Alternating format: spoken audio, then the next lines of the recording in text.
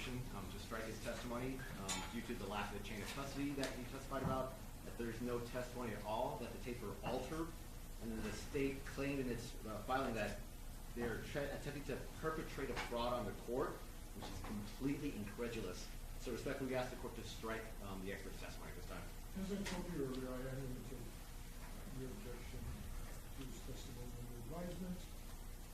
I'm trying to get everybody to put everything they need into these status hearings that I've called so that I can do everything and then move forward with any show cause hearing on the violation of the gag order if the evidence and testimony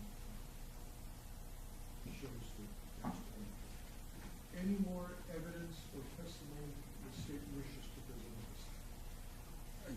No, Your Honor, other than just a quick response to the Rios objection. There was really no chain of custody prior for being presented to the court, so you could always go back and do a checksum from the original file, and it would say rather than its original file. It's a serial number. Mr. Stevens, Mr. Spencer, Mr. Valenzuela, any evidence you wish to present?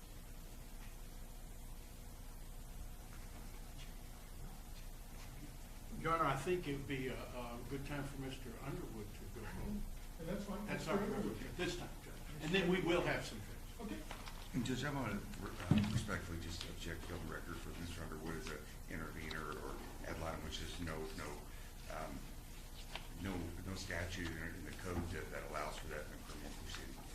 You're right. I usually have to rely on both parties to help me get to the bottom of things, but at some point I wasn't able to. So Mr. Underwood has been appointed and continues in his representation, and so the state's objection is overruled and denied or whatever you want to say.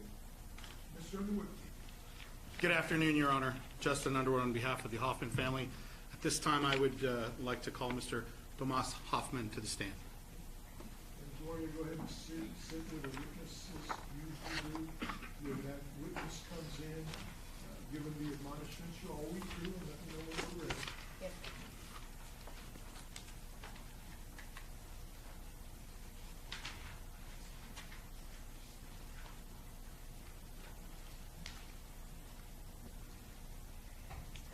I think he does know some English.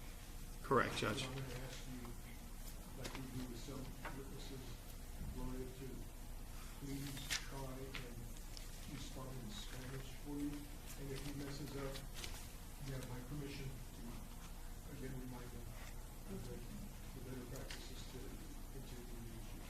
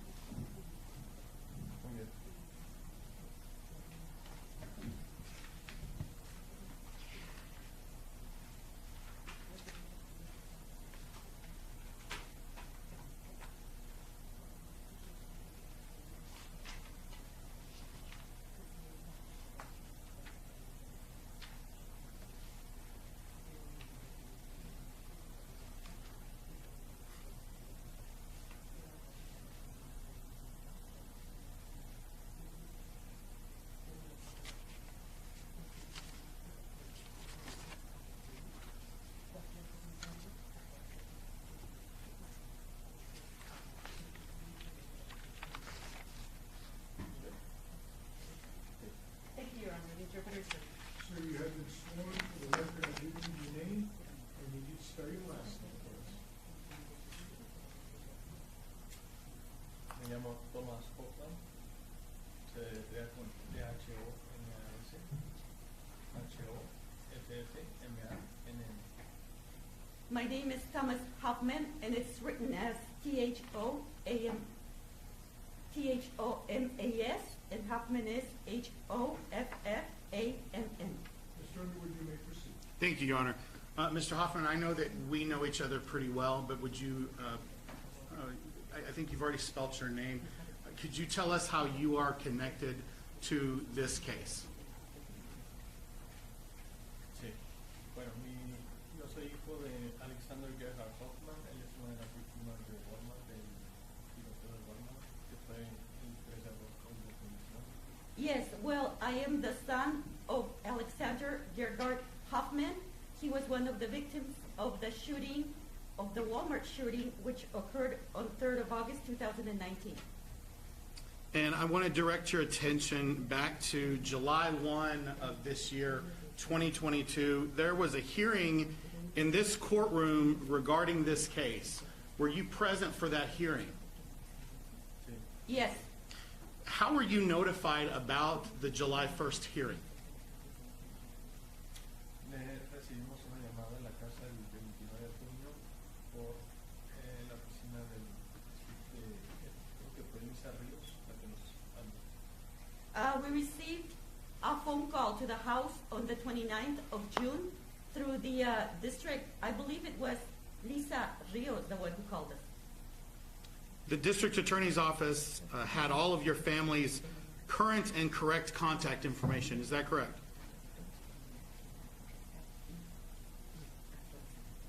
Sí, es correcto. Yes, that is correct.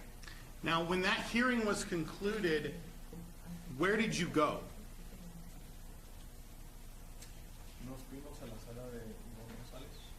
We went to the office of Yvonne Rosales. Did District Attorney Yvonne Rosales speak to you? Well, let me back up. Were you by yourself or were you with other people? Sí, yo iba con mi mamá y mi hermano. Mi mamá Rosa María Valdez y mi hermano Alexander Hoffman. Yes, I was going with my mother and my brother. My mother, Rosa Maria Valdez, and my brother, Alexander Hoffman. And were other family members of the Walmart case in attendance in the DA's office?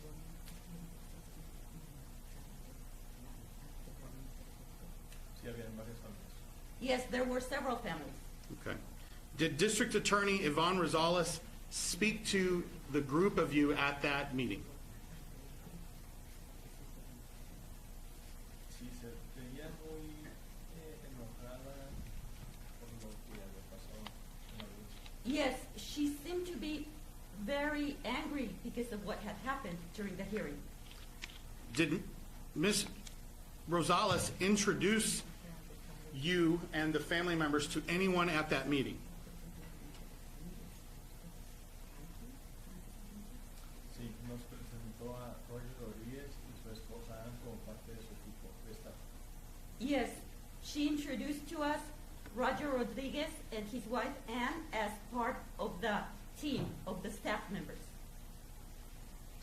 Did it seem to you like Roger Rodriguez and his wife Ann were part of the trial team for the Walmart case? Pues yo nunca los había visto antes. Well, I had never seen them before that. What were your impressions that day? Pues que tal vez se hayan contratado nuevas personas. Well, that maybe they had hired new people. I think you told us a minute ago that she introduced Roger Rodriguez and his wife as part of their team, a part of her team. Is that correct? Sí, es correcto. Yes, that's correct. Okay. Did Roger Rodriguez speak to the group of people who were attending that meeting? Sí, Yes. And what was the topic of conversation? pues que el juez fue muy imparcial con Rosales, estaba muy enojado. Well, that the judge was very impartial with Ivan Rosales and was very angry. Did anything happen with Roger Rodriguez and your family in particular at that meeting? Sí, Roger le dijo a mi mamá que nos fuéramos a otra sala de audiencia, pero en un tono muy exaltado. Yes, Roger told my mother that we should go to another room of a hearing, but in a very exalted tone. What do you mean by that? Sí, como que estaba muy emocionado, muy enojado por lo que le habían dicho a Rosales, tal vez. Yes, as if he were very angry, very excited, maybe because of what was told to Rosales. Was there discussion from Roger Rodriguez to the people in attendance, something about trying to remove Judge Medrano from this case? Pues vi que se estaba peleando con John Briggs, se estaba peleando. Well, I saw that they were fighting with John Briggs. They were arguing. And who do you know as John Briggs? Como parte del equipo de Rosales. As part of Rosales' team. And do you know that? Do you know if he is still part of Rosales' team or part of the district attorney's office? No, yo entendí que lo fue despedido. No, I understood that he was fired. Now, I want to go back to Roger Rodriguez. Did your family eventually meet with him in some room or some fashion on July 1st at the DA's office? No, mi mamá no se enojó y nos pidió, volvió después de una buena manera y nos pidió un teléfono para comunicarse con nosotros. No, my mother, she refused, and then he came back in a nicer way, and he asked us for the phone number to talk to us. Okay, and did you give him a phone number? Sí, Yes, And why did you do that? queríamos saber qué está pasando en realidad con el caso. because we wanted to know what actually is going on with the case. Okay. Did he ever contact you after July 1st of this year? Sí, nos contactó el 5 de julio. Yes, he contacted us on July the 5th. And what was the reason that he contacted you that day? Nos dijo que tenía información confidencial He told us that he had confidential information y que nos quería ver en persona para decir. and that he wanted to see us in person to let us know about it. And did you agree to meet with him in person? Sí, Yes, And can you tell us when is, if you remember the date, can you tell us when it is the first time that you met this Roger Rodriguez in person? fue julio 6. it was July the 6th. And where was this meeting to take place at? Nos dijo que fuéramos al Hotel Stanton House. He told us to go to the Stanton House Hotel. That is located here in downtown El Paso, correct? Yes, And did you recognize anyone else related to the Walmart case at the Stanton House Hotel the day you met Roger Rodriguez in person? Sí, vimos otras señoras que estaban ahí. yes, we saw another lady that was there. And the other lady, is she connected to this case as well? Sí, Yes, Do you know who she is? no sabemos el nombre, pero la vimos en la audiencia de julio. we don't know the name, but we saw her during the hearing that took place in July. She is a family member of someone who is a victim of the Walmart case, correct? Sí, Yes, What happened when you met with him at the Stanton House on July, I think you said the 6th or the 7th? Can you tell us what happened that day?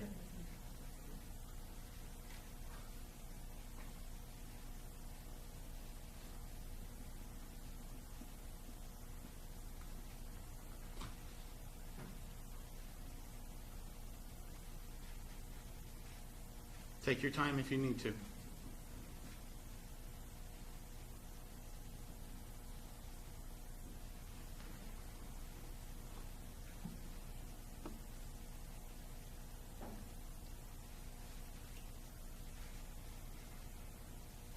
nos dijo historias de conspiraciones. he told us stories of conspiracies. What did he tell you?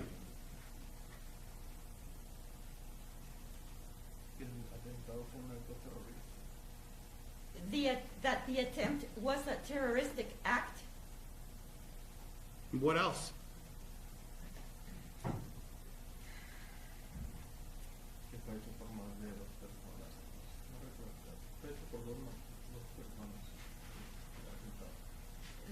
it was done by more than 2 people, something like that. That it was 2 more people that were involved in the attempt.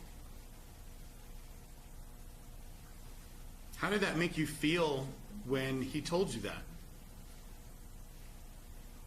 Triste, Well, sad. Was there anything, oh, I'm sorry, go ahead. traicionado. Well, betrayed as well. Did he speak about anything else that day with you?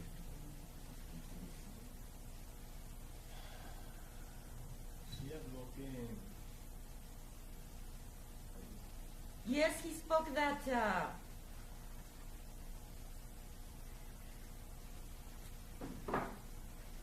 que él tenía gente que lo estaba cuidando,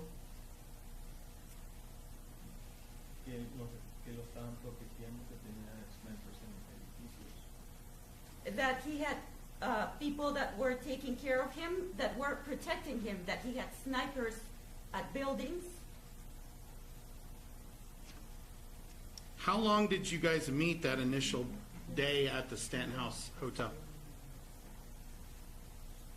Como una hora. About an hour, more or less. And what happened, was there an occasion after that day that you heard from Mr. Rodriguez again? Sí, nos decía que nos iba a estar dando información, tips de la persona que pudo haber estado detrás de este atentado. Yes, he told us that he would be giving us information, tips from the person who could have been involved in this attempt, Who had hired quien contrató a la persona que mató a la persona. who had hired the individual who killed the people. Did Roger Rodriguez indicate to you and your family at any time that he was some type of judge or a magistrate or anything like that? Nos dijo que le llamáramos magistrado. He told us to call him magistrate. Were you aware at the time that he was, I guess he is, a sitting municipal court judge for the village of Vinton? No. Are you aware of that now? Sí. Yes.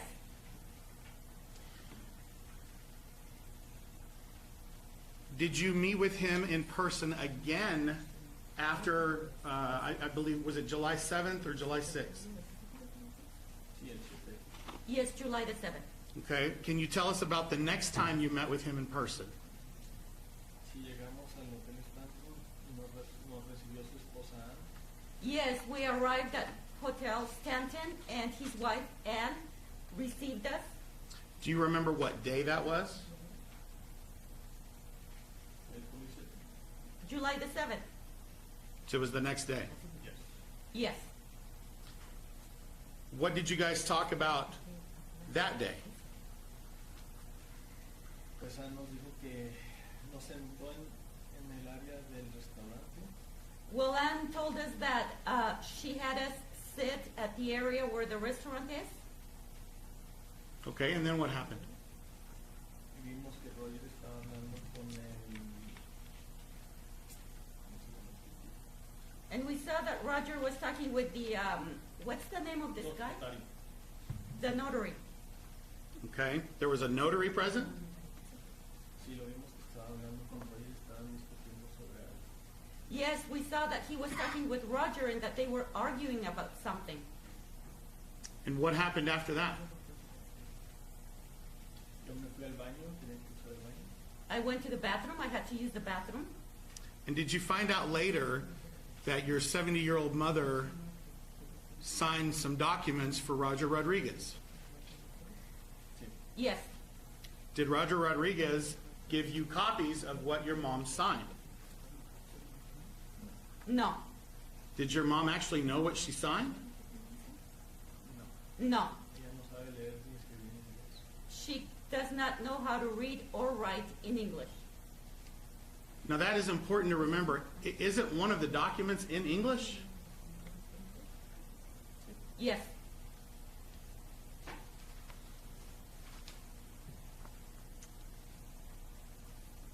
What did Roger Rodriguez tell you guys that he needed your mom's signature for? Era para tramitar las visas humanitarias que yo tenía más después. That it was for the transaction of the humanitarian visas. That's what my mother told me afterwards. Did Mr. Rodriguez allow you to see those documents? No. Can you tell us about the next time that you met with Roger Rodriguez in person?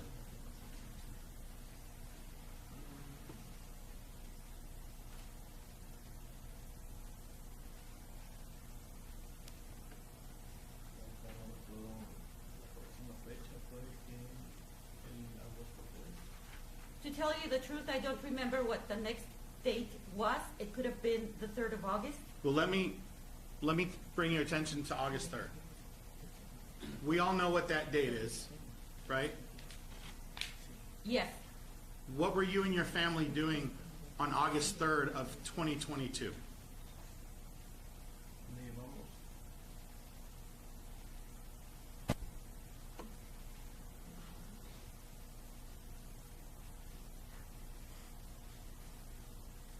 Me llevamos flores al memorial de mi papá.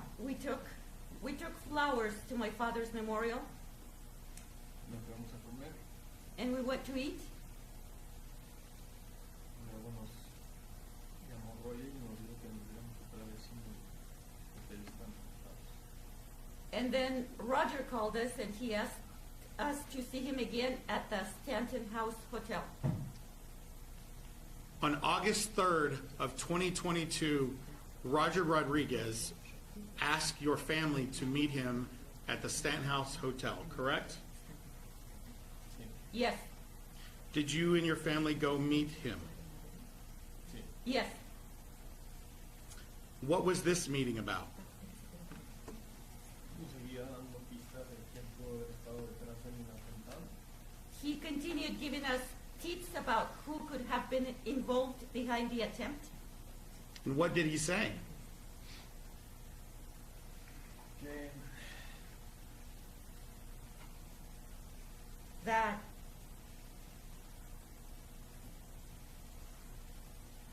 el responsable fue un contratista millonario de paso. that the responsible party was a millionaire, a contractor from El Paso.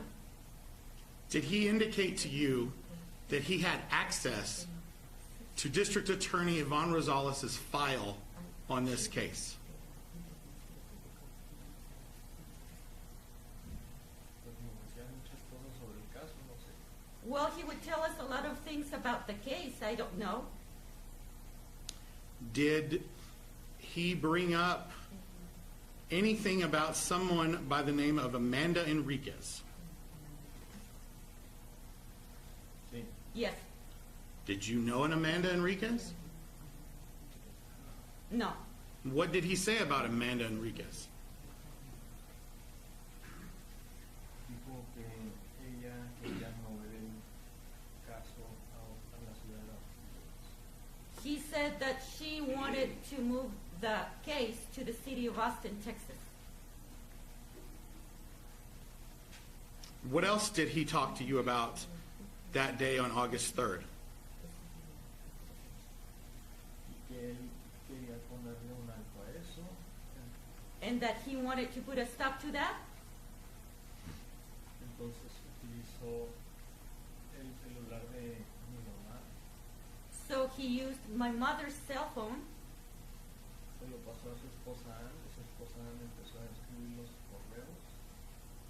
He gave it to his wife Ann, and his wife Ann started writing the emails. Now, you mentioned emails. You know what the emails are about now, right? Sí, Yes. Did you know what those emails were about when Ann and Roger were using your mom's phone? No.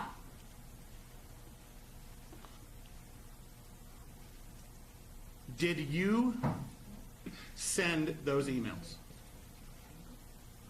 No. Did your mom, Rosa, send those emails? no, ni sabe usar WhatsApp. No, she doesn't even know how to use the WhatsApp. Let's talk about your brother Alex for just a second. The emails were generated from your mom's email address. We agree on this, right? Yes. Your brother has his own email address, doesn't he? Yes. Could the emails are signed from your brother, correct? I'm sorry, again? Yes. The emails are signed from your brother, correct? Yes. Could your brother, Alex, actually compose an email like that? No, para nada. No, not at all. Can you tell us all why? Porque él nunca ha escrito un correo a ningún reportero. Because he has never written an email to any reporter. Does he suffer from some type of mental disability? Sí. Yes. Can you tell us about that briefly? Y él tiene como un tipo de autismo. Yes, he has like some type of autism. So let me make sure I have this clear. Roger Rodriguez and his wife Ann took your mom's phone and sent an email purported to be from an adult handicapped person and sent an email to our local media here in El Paso.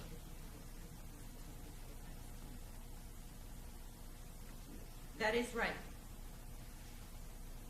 Did you guys even know who the emails were sent to? No,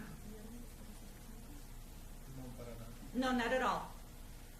Do you happen to have the email addresses for Bob Moore or Andrew Litton or Aaron Montes? Do you have those email addresses? No, pueden verificar con ellos, nunca hemos escrito, ya se hemos escrito a ellos. No, you can verify with them, and we've never written to them.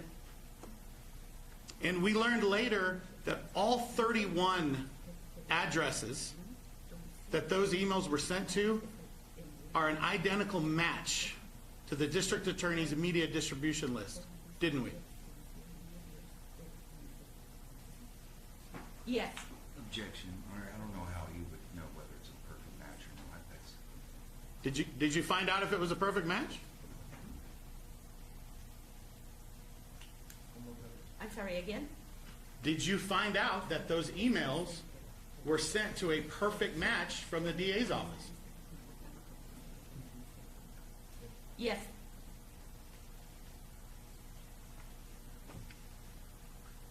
Did Roger Rodriguez discuss some type of plan that Yvonne Rosales and Curtis Cox and Roger Rodriguez were involved in to attempt to recuse this judge from hearing this case?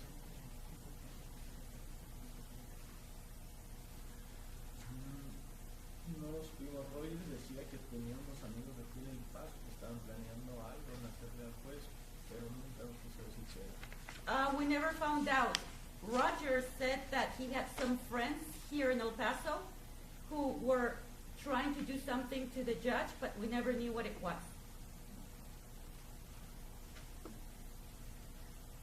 Did you, and I may have asked this, so forgive me if I did, but did you even know the content of the email that was sent out before it was all over the El Paso news?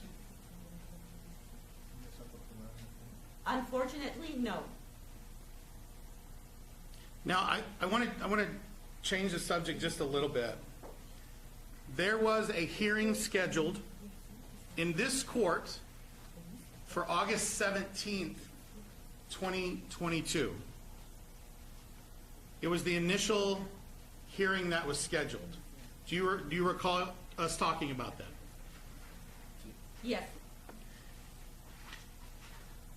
The district attorney's office, obviously not this gentleman, Mr. Vance, but an assistant district attorney by the name of Curtis Cox filed a document, a verified pleading under penalty of perjury with this court August 17th that the DA's office could not get in contact with your family. Do you remember that?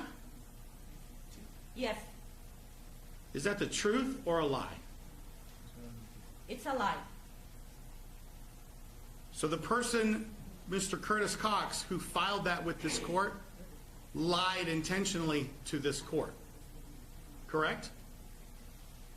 Yes, You had been in almost constant contact with Roger Rodriguez since July 1st, correct? yes, In fact, you testified earlier that you received email and phone call from Lisa Rios with the DA's office regarding the July 1st hearing. Isn't that correct? yes, Did Roger Rodriguez speak to you about the August 17th hearing? yes. What did he tell you? Que no le hiciéramos caso, no teníamos que asistir a la audiencia, no era importante. Not to pay attention to it. We did not need to show up at the hearing, that it was not important. So he was advising you on how to avoid coming to court, correct? That's correct. It appears that Mr. Rodriguez may know something about how to avoid being in court, right? I would imagine so. Did your family start to question what Roger Rodriguez was doing? Otra vez. Again, sorry. Yes. Did a point in time come where your family did not trust what Roger Rodriguez was doing?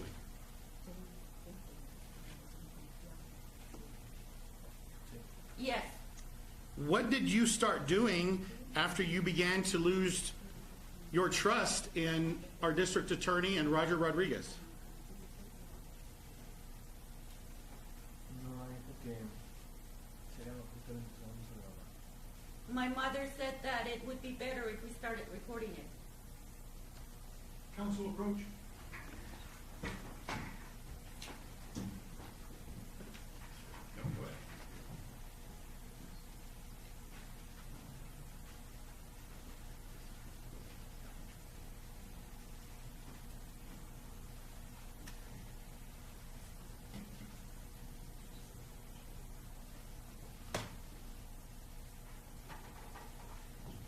Sería mucha interferencia.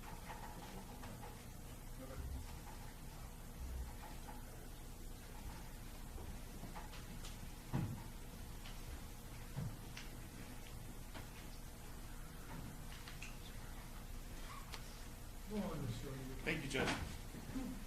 Your mom suggested that you start recording him. Yes, Did you make recordings of your interactions with Roger Rodriguez? yes, There were 2 phone calls and 1 in-person meeting, is that right? yes, You are the one who made the recordings, yes? yes, And you can identify all of the voices that we hear on the recordings, correct? yes, And these are the recordings that we have provided to the court, is that correct? yes, Do they fairly and accurately reflect the conversations as you remember them?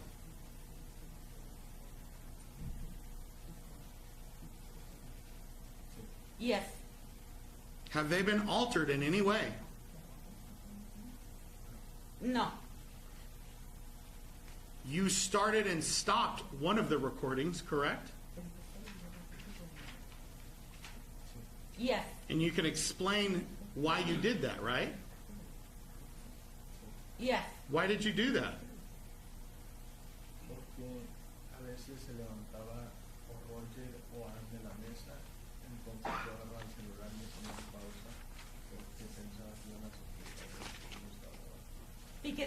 sometimes either Roger or Ann would get up from the table, so I would grab the cell phone and I would pause it because I was afraid that they would suspect that we were recording them.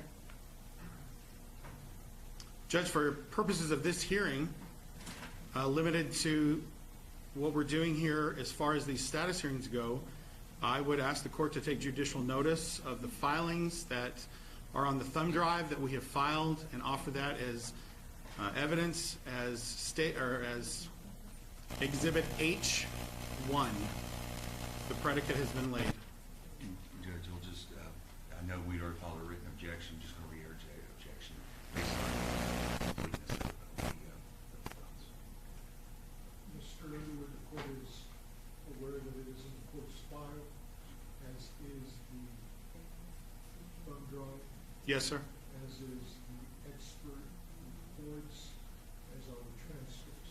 Yes, sir. Conclusion of these hearings to determine any possible violation, the court is going to review everything. Yes, sir. Before making a determination as to any future shortcuts.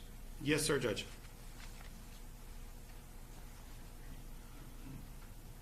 Mr. Hoffman, I want to talk to you about some of the things that we hear Roger Rodriguez talking about on these recordings. Would that be okay for a few moments? Yes, Roger Rodriguez tells you that Judge Medrano is a corrupt, Hispanic, thug, racist, didn't he?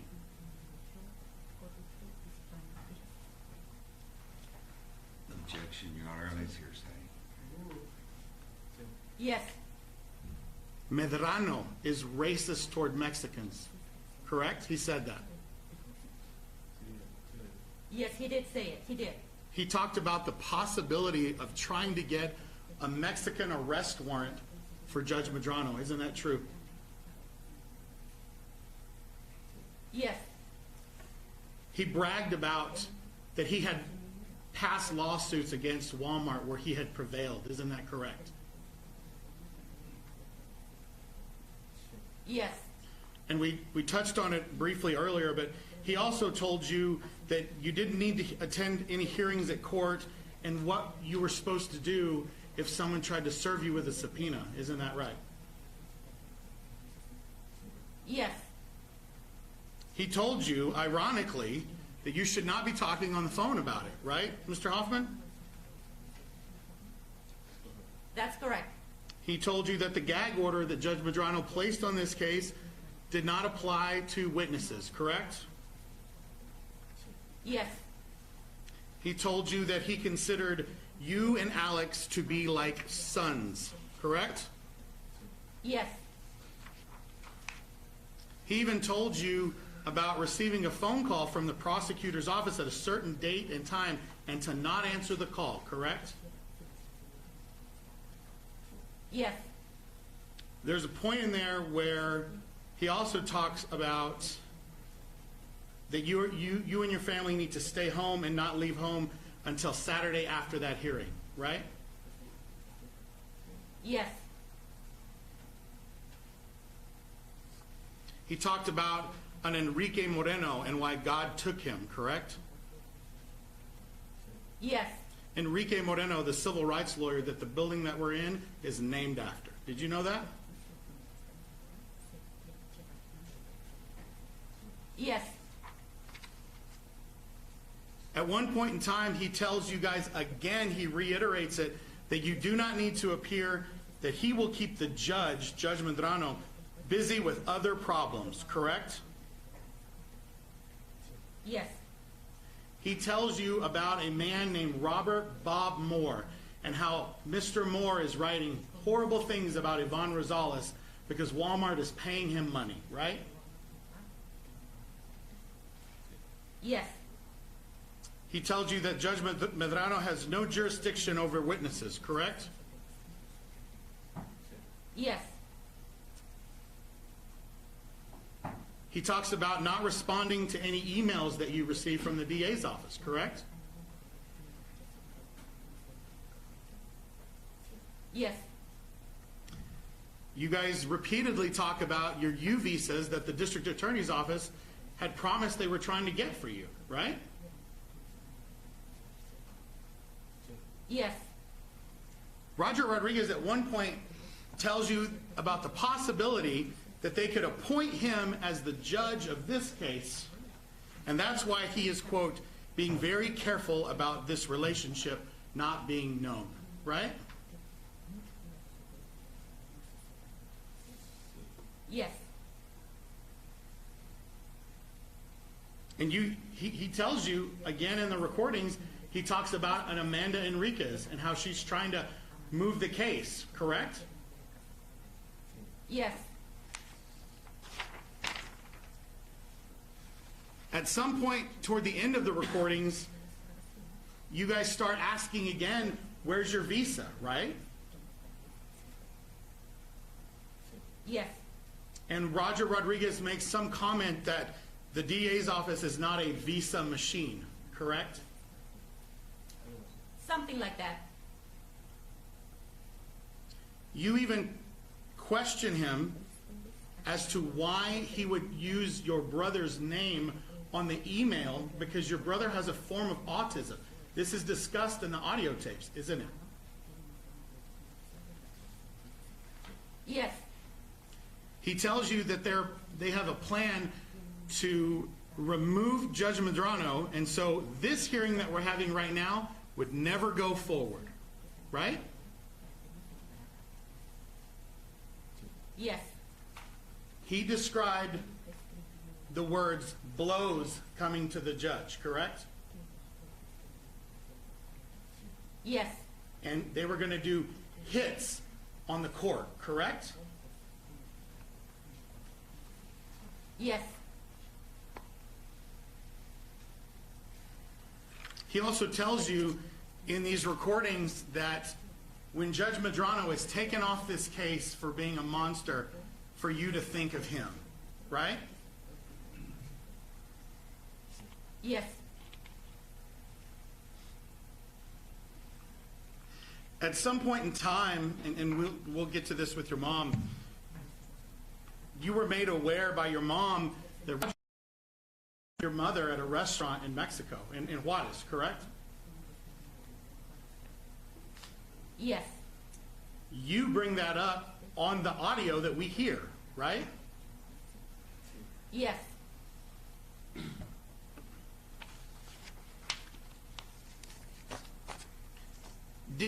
Did you try and did you and your family try and take a photograph with Roger Rodriguez at some point?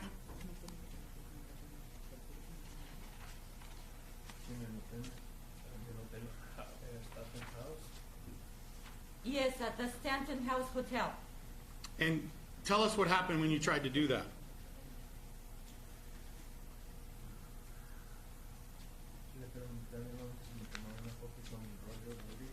I asked my brother if he could take a photo of me with Roger Rodriguez.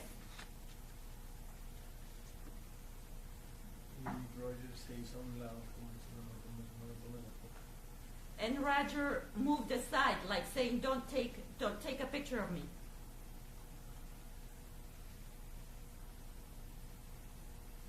During these meetings with Roger Rodriguez and his wife, did he represent himself on behalf of District Attorney Yvonne Rosales?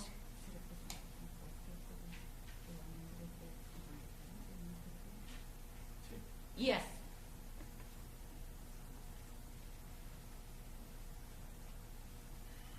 Do you think that the District Attorney's office used Roger Rodriguez to take advantage of your family? Yes. Tell us why you think that.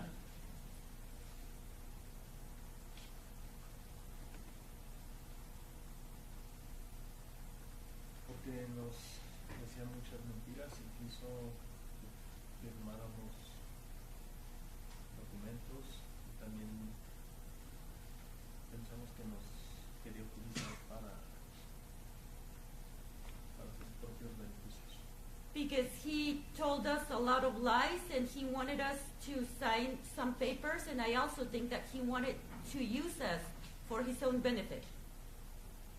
Did you ever feel threatened or scared by Roger Rodriguez?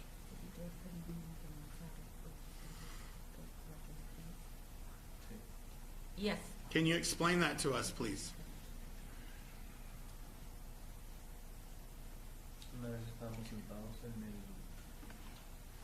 restaurante Village Inn, On one occasion, we were sitting at Village Inn restaurant,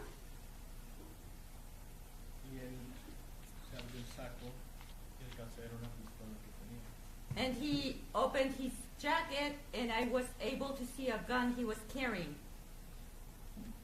Y me dijo, And he said to me,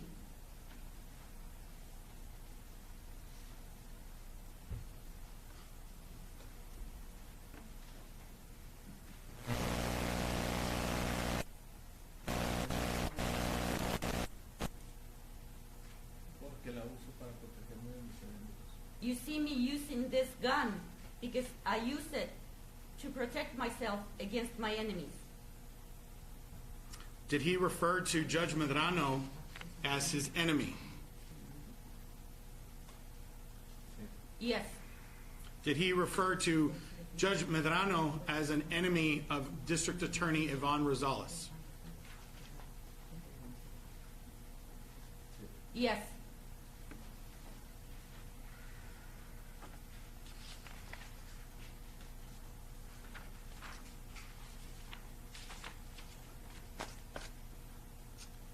Were you ever told about a lawyer by the name of Justin Underwood? Yes. Who had this conversation with you? Was it Roger Rodriguez? Sí. Yes. Judge, I understand that there's a objection to communication, possible issues will slow, but I've been, every question's been just absolutely leading. I've just been kind of, because of that situation, but yeah, they're just most yes, no questions when it needs to be proper direct. What were you told about an attorney by the name of Justin Underwood? Él trabajaba para la Fuerza Federal y era un enemigo. That he worked for Judge Medrano and that he was an enemy. At that point in time, had you and I ever even talked at all? Fue la abogada. Yo, no. No. I mean, no. You were told to ignore me before we ever even met. Is that correct? Yes. Did you ever hire an attorney in Juarez by the name of Jose Morales? No. In fact, the very first time that we spoke via text message, I asked you if you had a lawyer named Jose Morales, right? Yes. And what was your response? Que no hemos contratado a nadie por ese nombre. That we have not hired anybody with that name. At any point in time, did you or any of your family members hire a lawyer in Juarez by the name of Jose Morales? No. At any point in time, since we have established communication, have you or any of your family members ever rejected me representing your family? No. So if someone from the district attorney's office put that in a document and filed it with this court, would that be the truth or would it be a lie? A lie. Now I want to go back briefly to this meeting that you had at Sanborn's restaurant in Juarez. Can you tell us what happened that morning? Sí, habían dos personas Yes, there were two individuals con Roger y su esposa. with Roger and his wife. Uno nos introdujo como un tal José Morales y otra, no recuerdo su nombre. He presented them to us as Jose Morales, and then another one, I don't remember the name.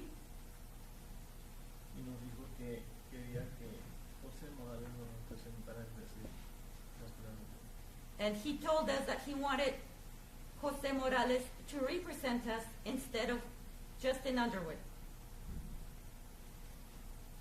What happened after that? Mi mamá se negó. My mother refused.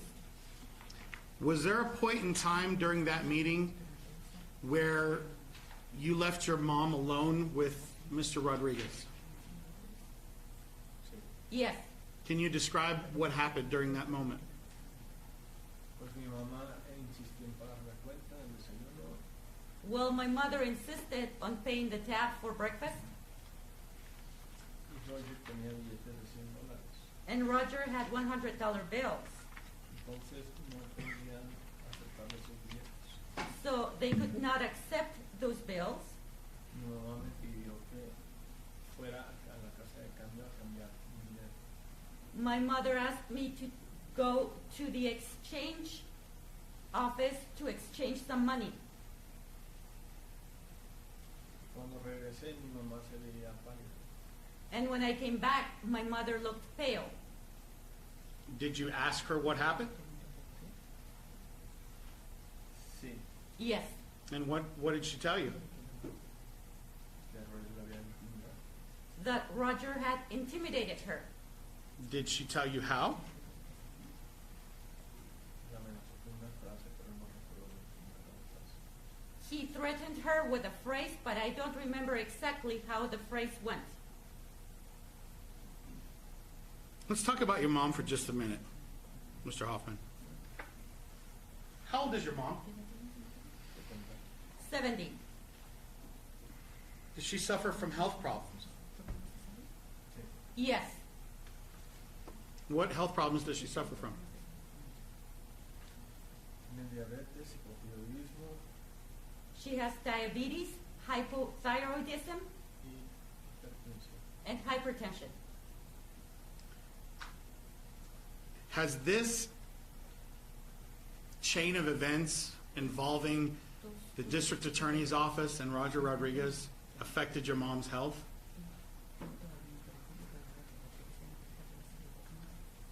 Sí. Yes.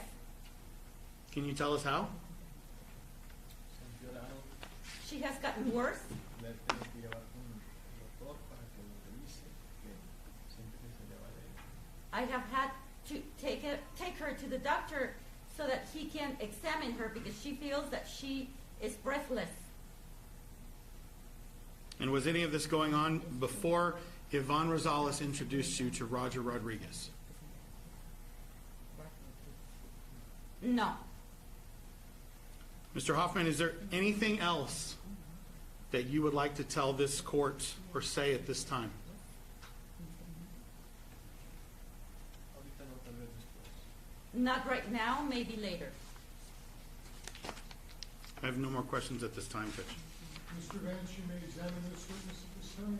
Thank you, Judge.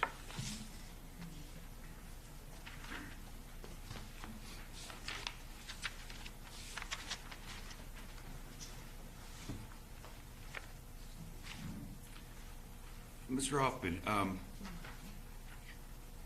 when was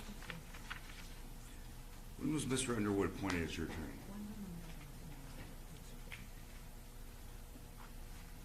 Tengo entendido que en agosto 17. According to what I understand, it was 17th of August.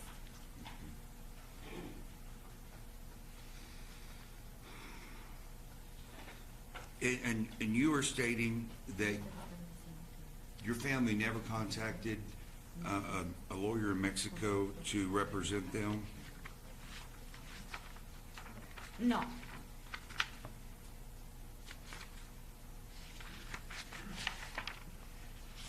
So you don't know who the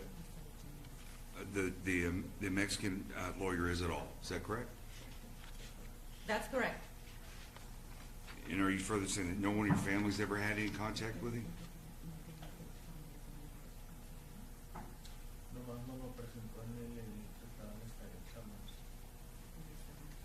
Samos. He only Roger. introduced us to him, Roger did, at the restaurant, In person? Summers. Yes. So you're saying that, in your opinion, that Mr. Rodriguez told you a bunch of lies? That is right. And therefore he's not believable? No. So would you extend that to his representation of representing the DA's office? Could that be a lie?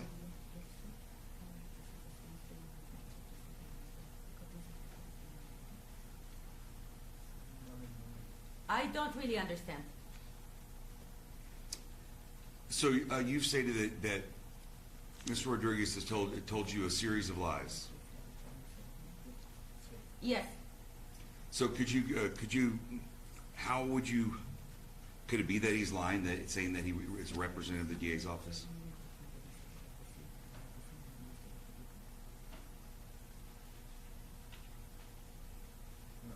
No. And why is that? Porque Iván Rosales me lo presentó en la audiencia de estudiantes. Because Ivan Rosales introduced him to us during the hearing of July the 1st.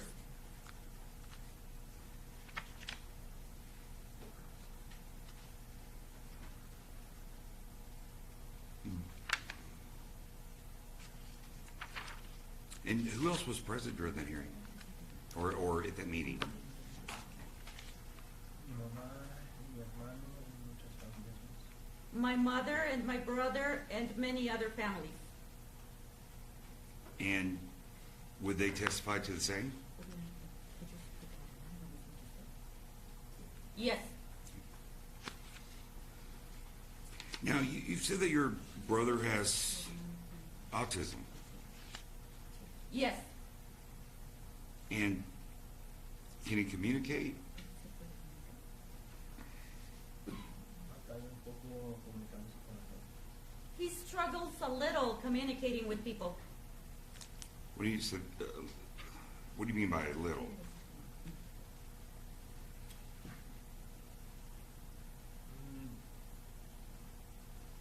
No tiene una habilidad de relación. He does not have the ability of interrelationships. So he has a problem with social clues, Sí. Yes. but can he read and write?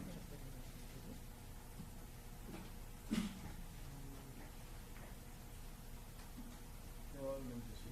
Probably he does. You don't know whether your brother can read or write? Sí, sí, sí. Sí, él sabe escribir y leer, sí. Yes. He knows how to read and write. Yes. And you stated that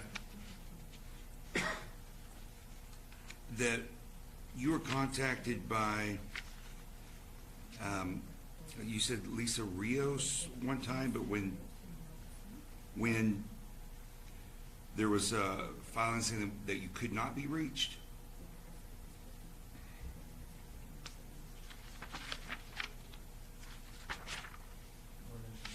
I don't understand your question.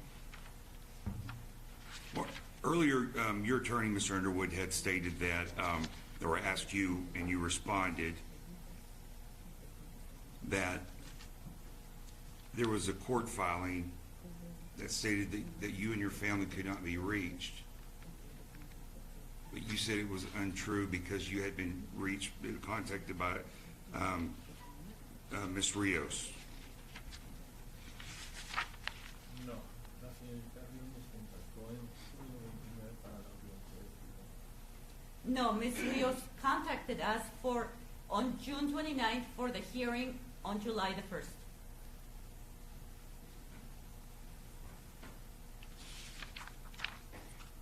So after that, were you contacted at all after July 1st? No. And when did you first meet Roger Rodriguez? El turismo de los minutos. July the 1st of 2022.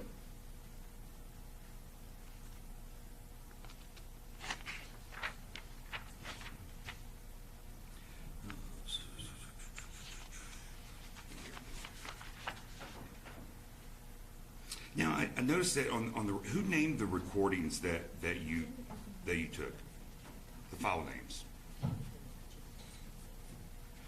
Give me 1 minute, Mr. Vance. Sure. Mr. Cox, are you here with Mr. Norris? Yes, Your Honor. Yes, Your Come on up, let me swear you in, because you're under the rule.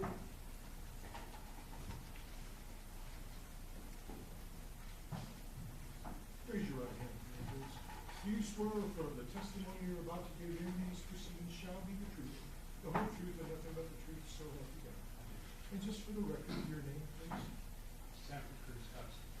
and you know what the rule is. I do. If you want to wait outside or on the side of my courtroom, you may go ahead and do that. Thank you, Your Honor. With your rule. And my apologies for the late. It's not a problem.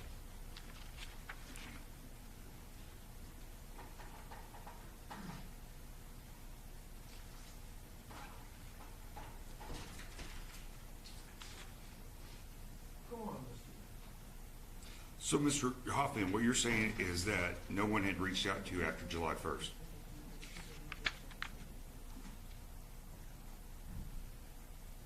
Dejaron unos mensajes en grabación que tenemos en casa. They left some messages, recorded messages that we have at home.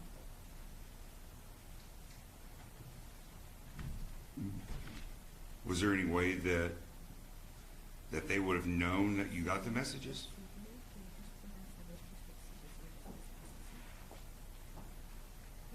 No.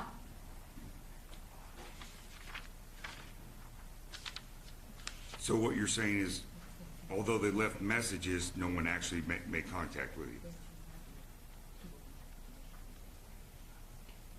Así es porque Roger nos decía que no contestáramos los teléfonos. That is right, because Roger would tell us not to answer the phones.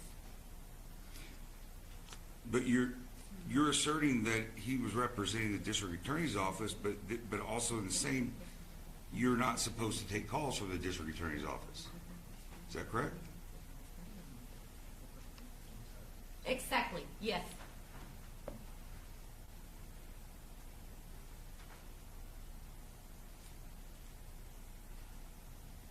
You said that Roger Rodriguez told you a bunch of lies. Judge, I'm going to object to ask and answer. Overruled.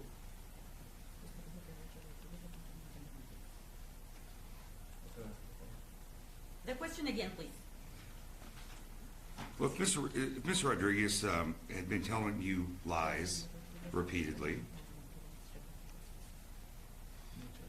Many, yes. then why would you believe him and not take calls from the actual DA's office, but rather only contact with him?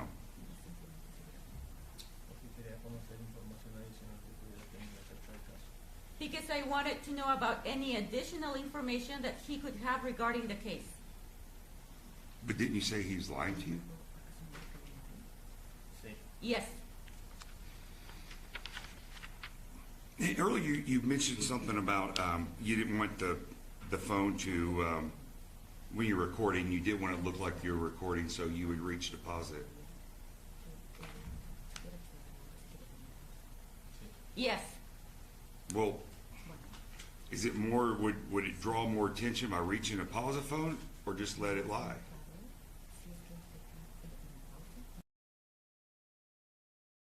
No, ya tenían el teléfono en la mano, entonces cuando notaba que se querían acercar, le comunicaba.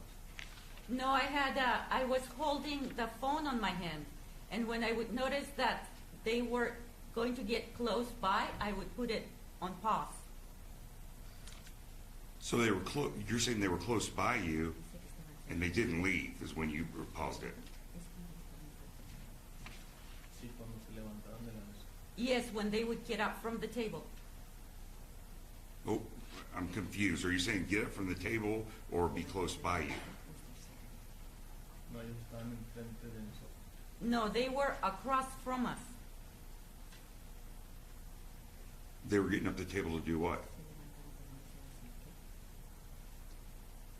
Miraban alrededor, estaban muy sospechosos, pero no sabemos de qué estaban sospechosos. They would look around and be very suspicious, but we did not know what they were suspicious about.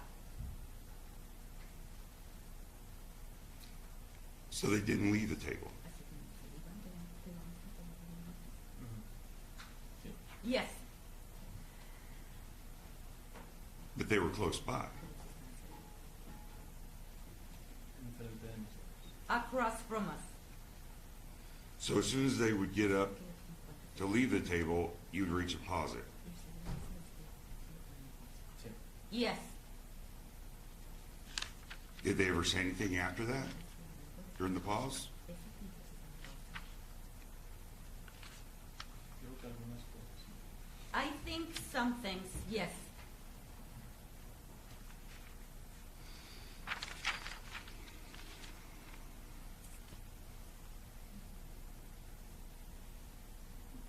Earlier, we were talking about the email that was being sent from your mother's phone. You said your brother didn't know how to use WhatsApp, correct? Sí, es correcto. Yes, that's correct. So was it an email or was it WhatsApp? Lo que envió la esposa de Roger. What Roger's wife sent, Yes. Un correo. it was an email. But then why did you reply that your brother couldn't have done it because he doesn't know how to use WhatsApp? No, mi mamá dijo. No, I said it was my mother. Regardless, what does WhatsApp have to do with an email?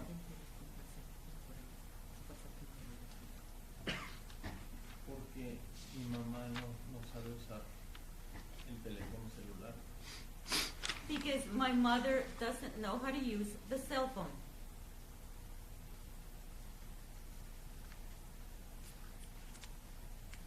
Now, you referred to Roger Rodriguez as magistrado at his request, correct? Sí, se han molestado si le decíamos eso. Yes, and he would get upset if we called him judge.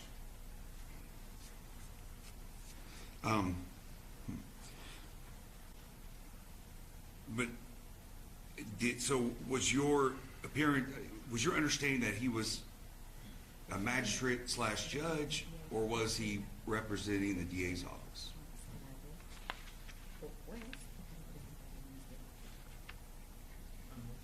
Both.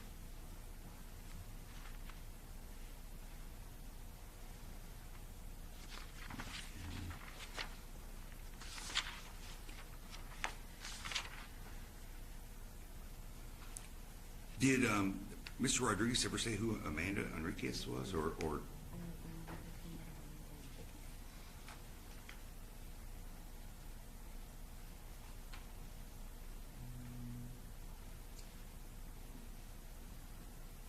No nos explicó. He did not explain it to us. are you aware that it's legal to carry a gun in Texas? Sí. Yes, So, it regardless of that, it still surprised you when you saw a weapon on Mr. Rodriguez? Sí, me hizo sentir como si me quería intimidar. yes, it made me feel as if he wanted to intimidate me. Did he? What did he say anything along with it? Sí, dijo, me ves usando esta arma porque la uso para protegerme de mis enemigos. Me hizo sentir como si me estuviera diciendo. Yes, he said, you see me using to protect myself from my enemies. He said it as if he were saying that I was one of them, Como refiriéndose a mí. as if he were referring to me. So he's referring to you as a son or an enemy? Más bien como que no le... More like he wasn't, como que no lo fuera a traicionar. as if not to betray him.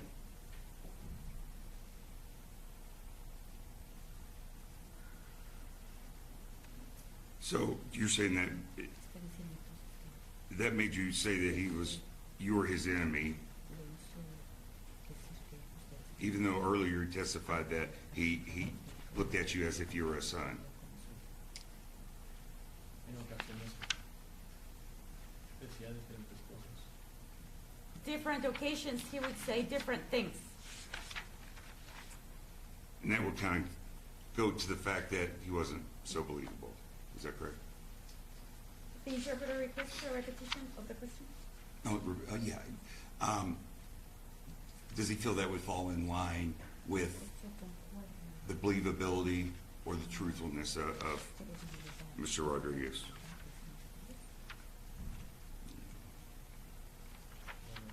I don't understand. So that would that be about the same in your opinion as his common lies?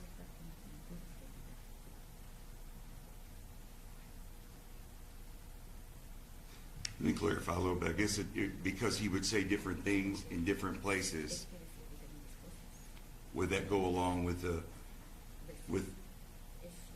being untruthful to you by having different stories all the time?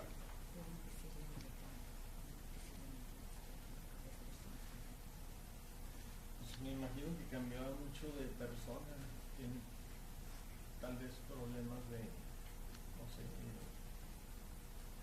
Well, I imagine that he changes a lot his personality. Maybe he has issues of, I don't know. But he was, so you're saying he had different attitudes and different stories.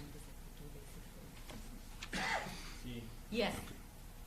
Now, what was the date that you went to the restaurant in Juarez with Mr. Rodriguez?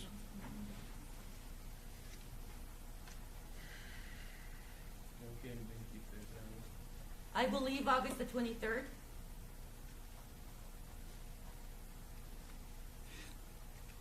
And how long has your mother had diabetes, hypothyroidism, and high blood pressure? De la diabetes, yo sé que 3 o 4 años. Diabetes, I know it's been 3 or 4 years. Entonces, no tengo idea. And the rest, no, I have no idea. So likely she had that before she met anybody at the DA's office? Yes. And does he understand anything about diabetes? And, sir, do you understand anything about diabetes? Poco. A little bit.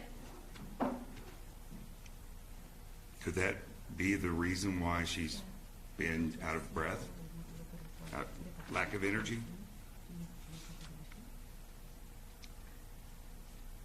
No. No. So you're saying that diabetes cannot cause a lack of energy or lack of, I guess, the feeling of being out of breath? Sí lo puede causar, pero ese día sentía rígido hasta que me fui a la casa de cambio y volví. It can cause it, but that day she was feeling well until I went to the exchange office and then I came back. Who is Elise Veronica Hoffman Taos?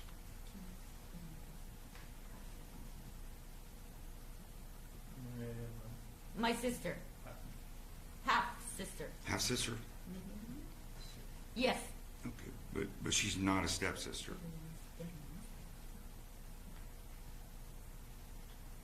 No. And does she? Do you have any? Do you have a good relationship with her? No. Why is that? Porque ella se desinteresó en mi familia hace más de 10 años. Because she has been uninterested in my family for over 10 years, probably. Did she have a good relationship with your father in the Judge, I'm past? going to object to the relevance of any of these questions as it pertains to this hearing.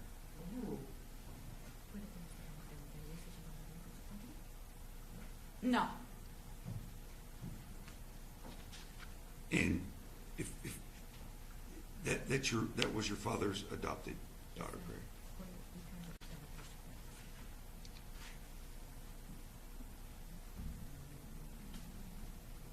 I believe so. So I would just assume that's something that just wasn't discussed much. Fair enough. No.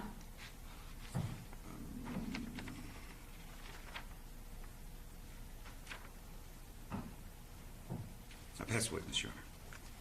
Mr. Stevens, Mr. Spencer, or Mr. Valenzuela, do you wish to examine this witness? I have no questions, Your Honor.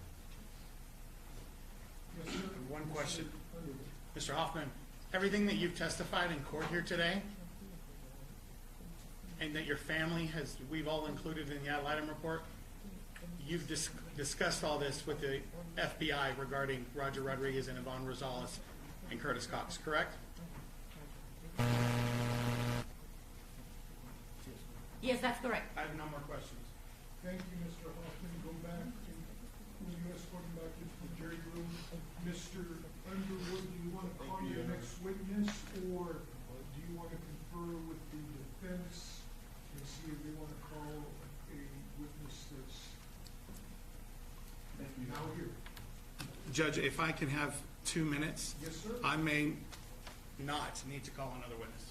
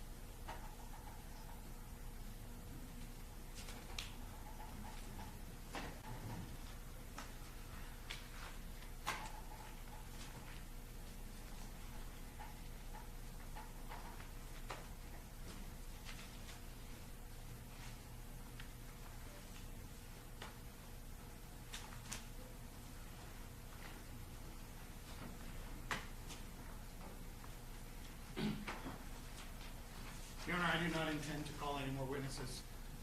We will rest with what we've submitted to the court and the testimony of Mr. Hoffman today.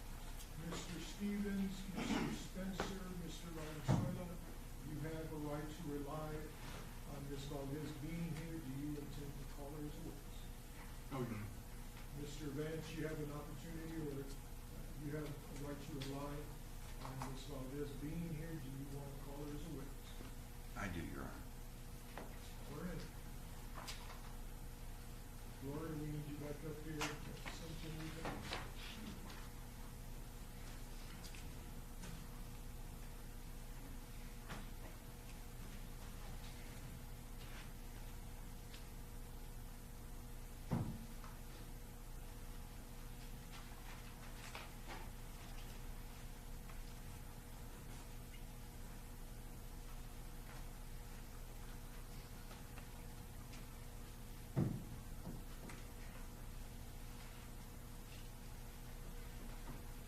Judge, may I have a moment to step out and confer with my client real quick? Yes, sir.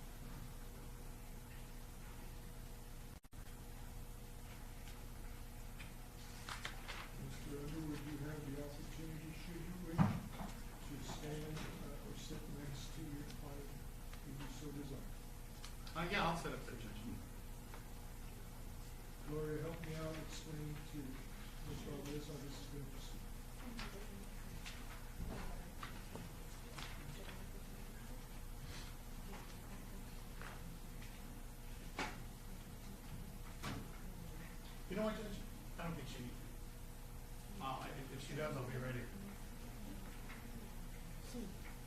Sorry, Pete.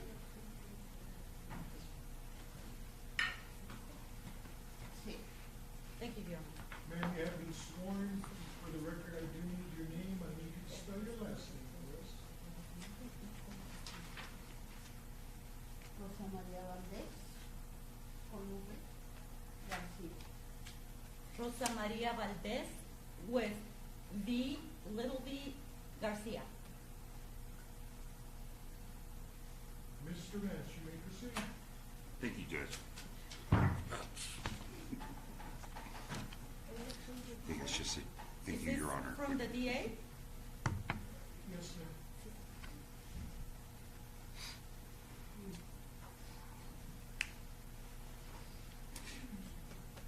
Good afternoon, ma'am. How are you today? I'm going to be very quick with you. Get you out here. I just have a very short few questions.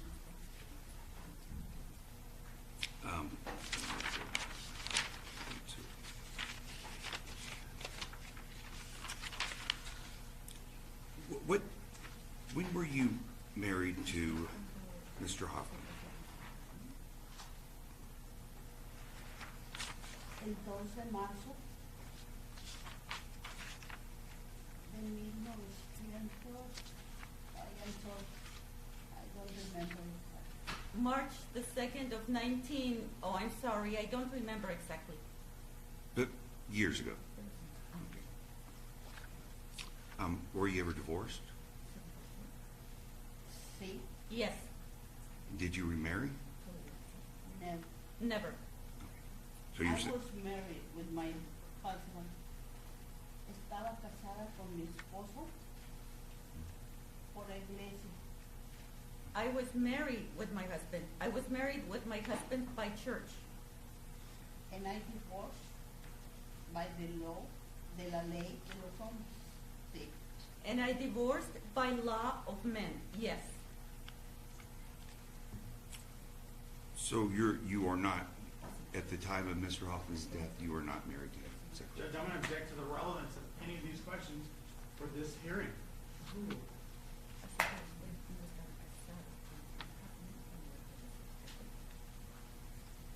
Correcto. Estaba casada, perdón, estaba casada by common law, how you say that? Del matrimonio de, what is the name? I don't remember. Wait. Correct. never- I was married. I was married by common law. By how do you say that?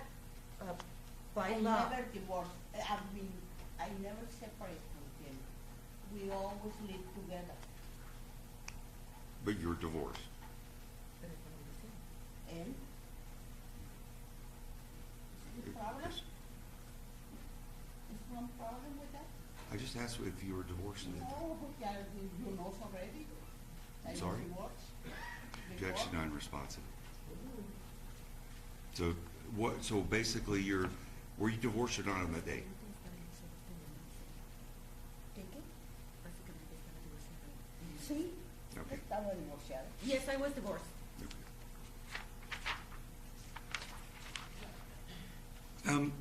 What is your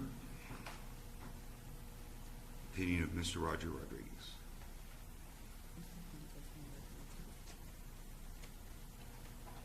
Desgraciadamente sí. Unfortunately, yes. And I asked what her opinion was. Yes.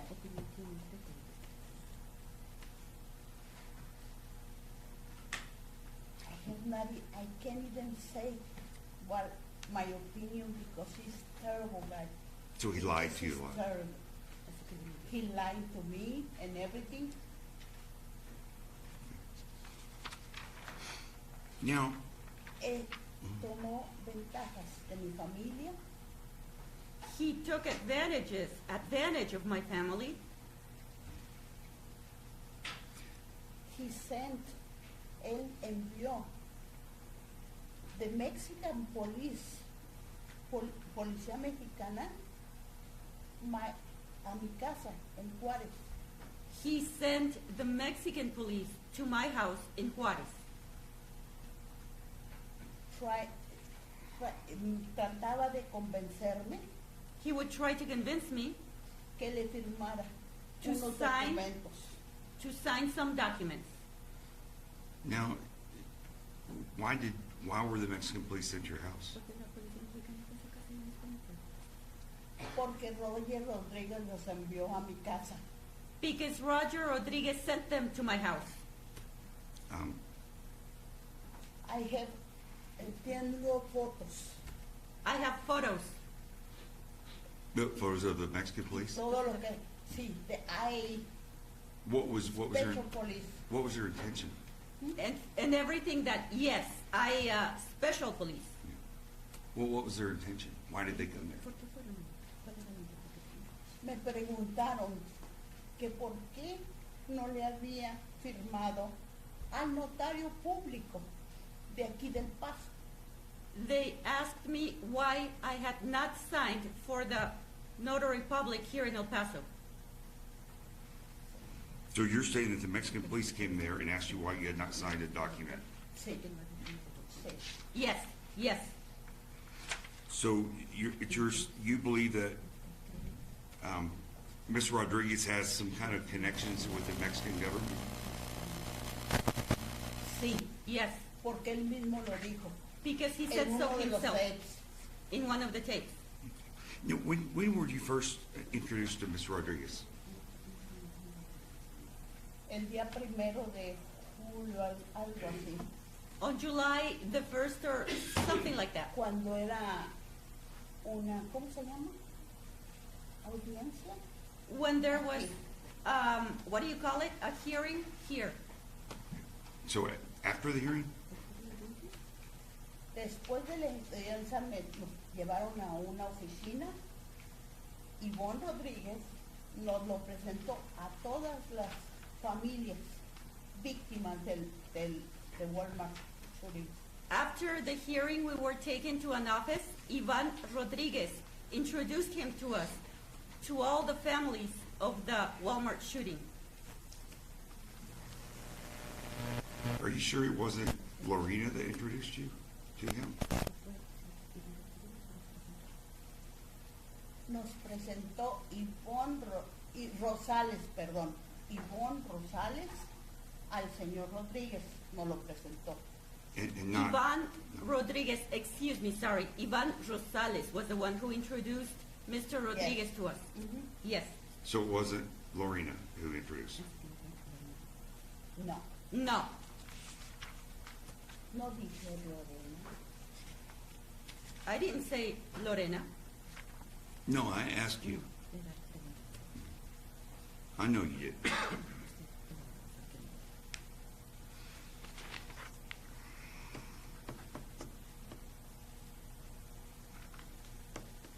I pass witness. Mr. Stevens, Mr. Spencer, Mr. Anderson, do you wish to examine this witness? I have no questions, Your Honor. Mr. Underwood, Rosa, you were married by common law at the date of your husband's death in 2019. Isn't that true? Sí, Yes. You have documents from the Justicia Tribunal of Chihuahua, Mexico, declaring that you were common law married until the date of his death in 2019. sí, Yes. Isn't that true? sí. Yes.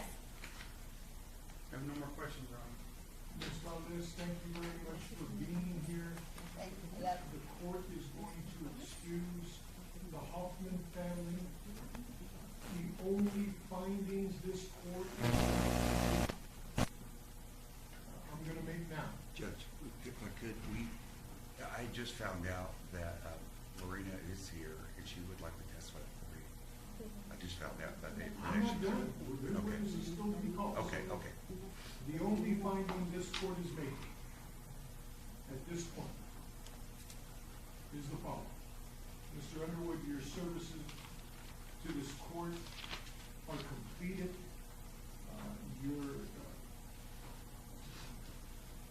Your report has been filed. There's nothing else you need to enter or do, Mr. Underwood? The only thing, Judge, that I would do is I would ask this court, based on the report, the audio tapes that we have provided, and the testimony of Mr. Hoffman and Ms. Rosa, I would ask the court to accept those as part of our representation in this case. And I'm going to ask this court, finally, to make a finding that no member of the Hoffman family violated this court's gag order. I think that it is abundantly clear, overwhelmingly clear as to what really happened in this case. The fallout that has come after all of this, I think, also lends even more credibility on a collateral scope than what we've heard in this courtroom, and I'm asking this court to completely exonerate the Hoffmans in regards to any violation of this court's gag order. My question was actually, are you done with anything you need to present? Yes. Very good. You are excused and no longer under any obligations to this court or any responsibilities to this court. Before you leave, the court is making a plan. But at no time since July 1st has any member of the Hoffman family been in violation of the court's order that was entered on July 1st, 2022. And the reason I'm saying it now is because you all are excused and free to leave and under no obligations with regard to the status hearing at this time. And I'm under no other restrictions as far as being a party or gag orders or anything like that. That's my understanding. You are no longer a party to the crucial case. Thank you. Thank you. May I excuse your Honor? Yes. Mr. Stevens, Mr. Spencer, Mr. Lawrence, any evidence, witnesses you wish to put on at this time?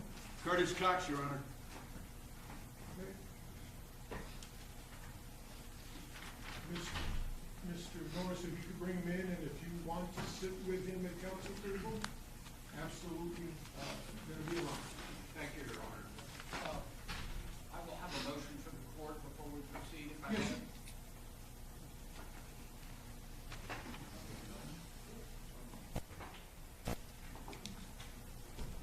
If I might have the podium. Yes, sir, you may. You have a copy of it still? Let me One of just- those that needs a hard copy. Yes, I will, Your Honor. You know, I prepared this pretty hurriedly, and I want to explain to the court and offer an apology. It's my understanding that Mr. Cox has been out of town. He contacted me because he learned that he had heard that a subpoena had been issued for his attendance today in court, but he was not served with the subpoena. And so I wonder if I might have a copy of it. I don't know that anyone has ever served him at the November 17th clarification hearing that the state of Texas passed. I informed the Assistant District Attorney, Mr. Vance, to notify both Mr. Cox and Ms. Rosales Yes, Your Honor. of their attendance here today. At that point, Mr. Cox was still a member of the DA's office, and earlier when the hearing began, Mr. Vance indicated that he gave that notice to Mr. Ferguson, who indicated that he had conveyed that notice to both parties. That was how he was to be here today. And I have a limited understanding of this. Mr. Cox contacted me earlier today. It was my understanding that he had been out of town and that he heard about the subpoena. It was my advice to call the court and see if he could still appear, even though it was late in the day. The court coordinator informed me that we should be here, and so here we are. But I do have a motion to quash the subpoena, and the reason that I requested to see a copy of it, even though maybe it doesn't have a return, is so that I can really understand whether the motion that I prepared pretty hurriedly earlier today is really to the point.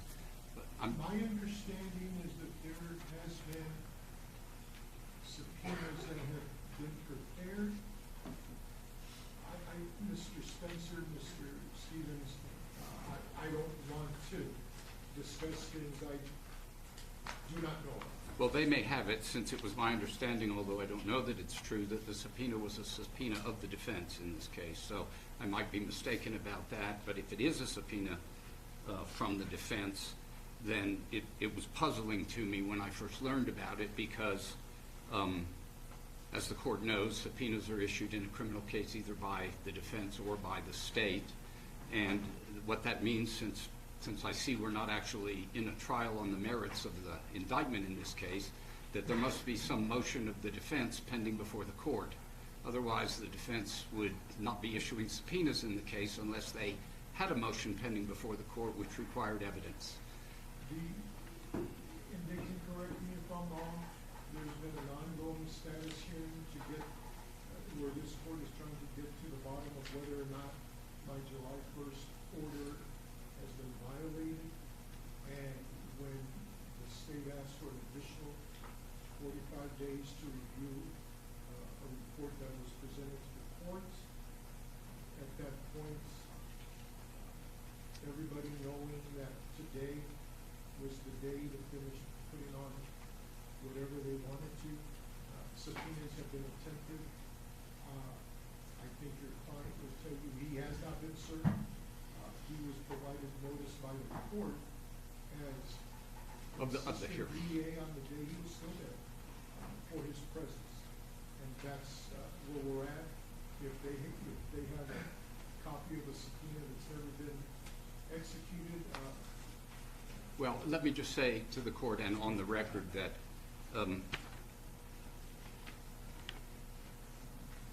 this doesn't look like a subpoena to me. So let me just say on the record that Mr. Cox is here because he had heard that he was subpoenaed. And even though not served, I want to put on the record that he would not be here but for his understanding that he was subpoenaed. If he is not under subpoena at this time, I would ask that he be excused. I do understand that the court's order setting a status hearing for this date was given at a time when Mr. Cox was still with the district attorney's office. And of course, as an officer of the court and as counsel for one of the parties at that time, he would have been obligated to appear whether or not there was a subpoena issued for him.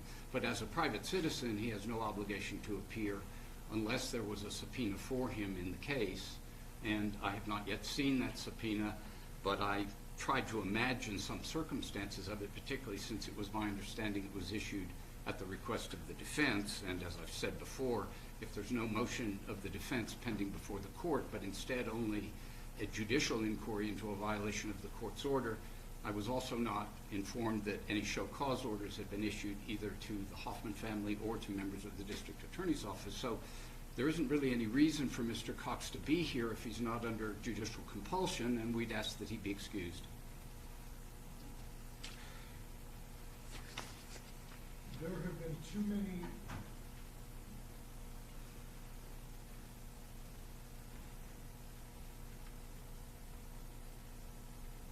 much has been made of a show cause hearing. This court, in good conscience, can't schedule a show cause hearing until all parties have been allowed to present whatever evidence they have with regard to a possible violation of my gag order. This is where we're still at.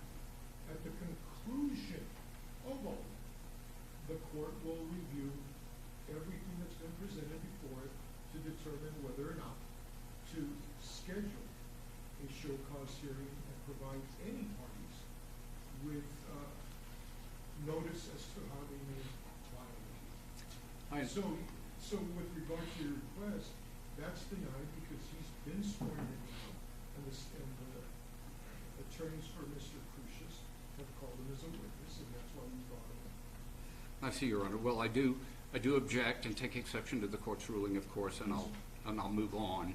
I was watching a bit of the proceeding to this point, and I see that the court did make a ruling with respect to the Hoffman family, and that sounded very much to me like the kind of ruling one would expect at the conclusion of a show cause hearing. In other words, here came the Hoffmans, and they showed cause why they were not in violation of the court's order, and the court found in their favor on that.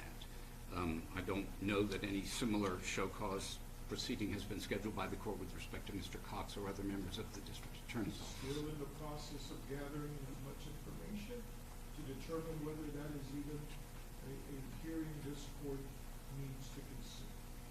What I'd like you to do, unless you have anything else, you want to talk to Mr. Cox at the witness stand, go outside and confer and then come back in. Please let me know if that's something you wish to do. Well, let me just say that I am going to and have advised Mr. Cox that if compelled to testify before this court, that he would invoke his right not to give testimony under the Fifth Amendment to the United States Constitution, and as to any questions that might be asked to him in connection, as I understand it, to the matters that are in issue here today. And so, on that basis, I would again ask that he be excused. That request is going to be denied. I know where you're going with this. It's Mr. Cox who needs to make those responses to some of the questions that may be asked. And at some point, it's going to be clear that he's going to continue to do that, and then his attendance will be concluded. As soon as it becomes clear to the court that he will continue. Absolutely. Well, I appreciate the court's ruling. May I sit by him during his testimony?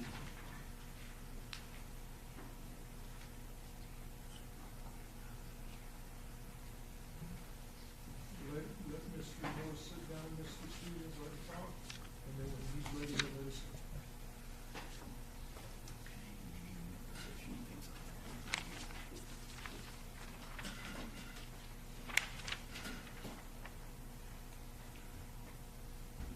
Ready, Mr. Moore? Yes, Your Honor, thank you. Mr. Cox, you have been sworn. For the record, I do need your name. I need you to spell your last name for us. Yes, Your Honor, my name, do you want my full legal name or how I'm commonly known? Whatever, I use the one I'm commonly known by. And Your Honor, I am commonly known as Curtis Cox. Last name is spelled C-O-X. Mr. Stevens. Mr. Cox, why have you avoided service for this hearing, which you have known of for weeks? Why have you avoided service at least from November 2nd, 2022? On the advice of counsel, and given the fact that Mr. Underwood has, in a bar complaint, accused me of multiple criminal offenses, I am invoking my right under the Fifth Amendment. May I approach the witness, Your Honor? Yes, sir.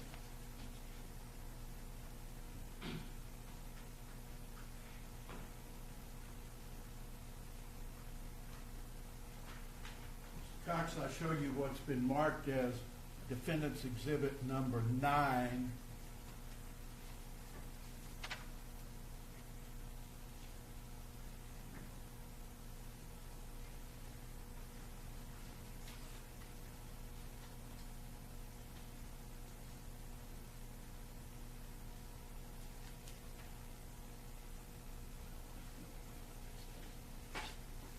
Yes, sir. Is your email address, sir, one of your email addresses, Curtis Cox 2018 at gmail.com? On the advice of counsel, I invoke my rights under the Fifth Amendment.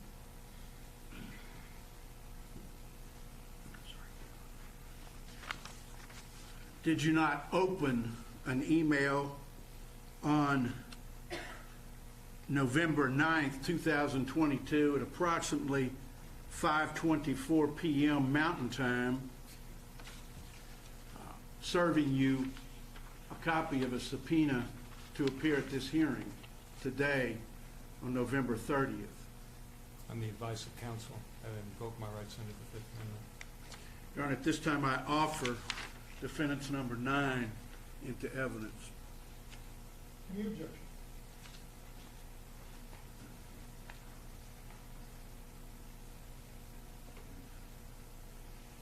I could just have a minute here, Judge. Yes, sir. So,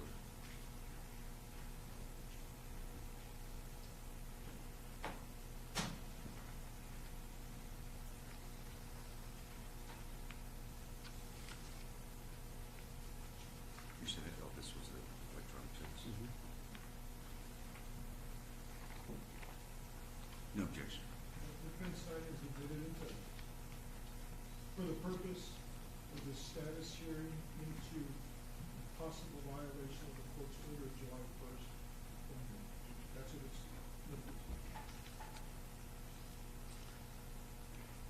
limited to. Mr. Cox, do you remember L.J. Aguilar, investigator, coming by the DA's office, meeting with the receptionist on November 2nd, 2022, and advising her that he wanted to talk to you about a subpoena and serve a subpoena on you? On the advice of counsel, I invoke my rights under the Fifth Amendment. Your Honor, we will go into a number of other efforts, Mr. Aguilar and investigator. May I make an objection, Your Honor? What's your objection? Can I finish my statement first, Your Honor? Go ahead, Mr. Stevens. We will put on Mr. Aguilar and his associate to prove up the multiple efforts that have been made and have advised Mr. Cox directly of his obligations to this court. Your objection, Mr. Stevens? Yes, Your Honor. If I didn't misunderstand you for a moment ago, there was an instruction that we confine ourselves to the issues raised on July 1st. But beyond that, let me say, Mr. Cox is here present in the court. I've stated on his behalf that he's here because he was aware of the subpoena. Any evidence that has to do with efforts to serve him and may have failed is moot at this point. Mr. Cox is here and on the witness stand as required by the subpoena in spite of my objections to it. Yes, sir, your objection is noted. It's becoming clear what the witness's responses are going to be. If there's 5 questions and we're going to be done, they will continue to be done. Your Honor, I understand the court's ruling, but we respectfully request permission to ask each and every question because we think all of them are potentially relevant and have nothing to do with the Fifth Amendment, and he should have to respond to each and every one of those under oath, Your Honor. Understand your position. But when it comes to the court, what his response is going to be, the court is going to excuse him. So pick your best spot. I may have just a moment to do so, Your Honor. Yes, sir.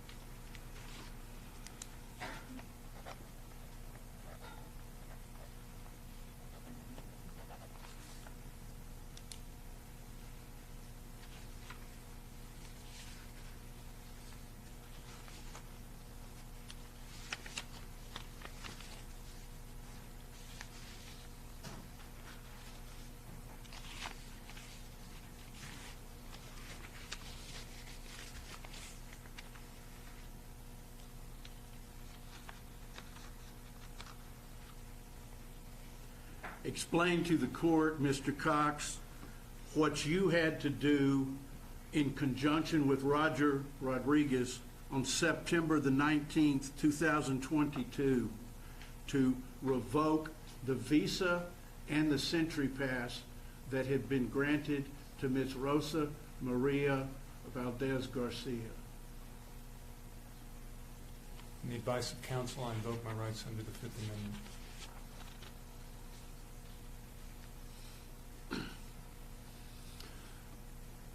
Mr. Cox, explain to the court, please, what actions you took in conjunction and as a party with Roger Rodriguez to encourage, to intimidate the family of the Hoffman family and prevent them from coming to this court, to the status hearing and every other proceeding. On the advice of counsel, I invoke my rights under the Fifth Amendment. Mr. Cox,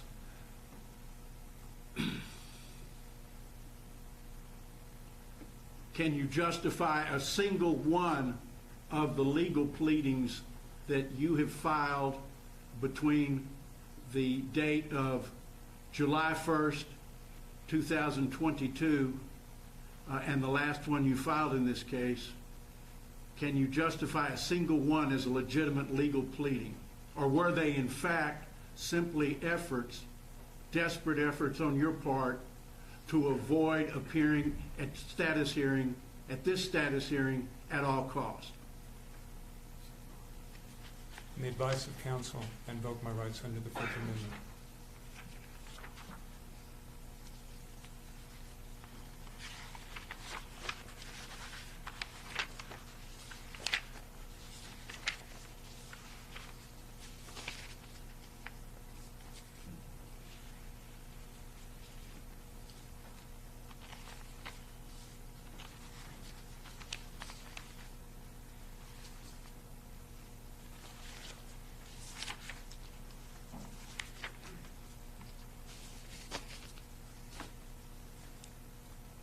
Mr. Cox, Roger Rodriguez has said that he had access to the evidence in this case involving the state of Texas versus Patrick Crucius.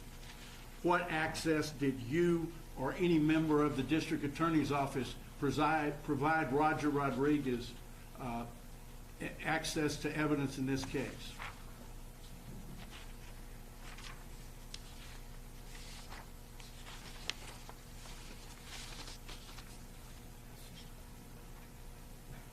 On the advice of counsel, I invoke my rights under the Fifth Amendment. Am I down to one, Your Honor?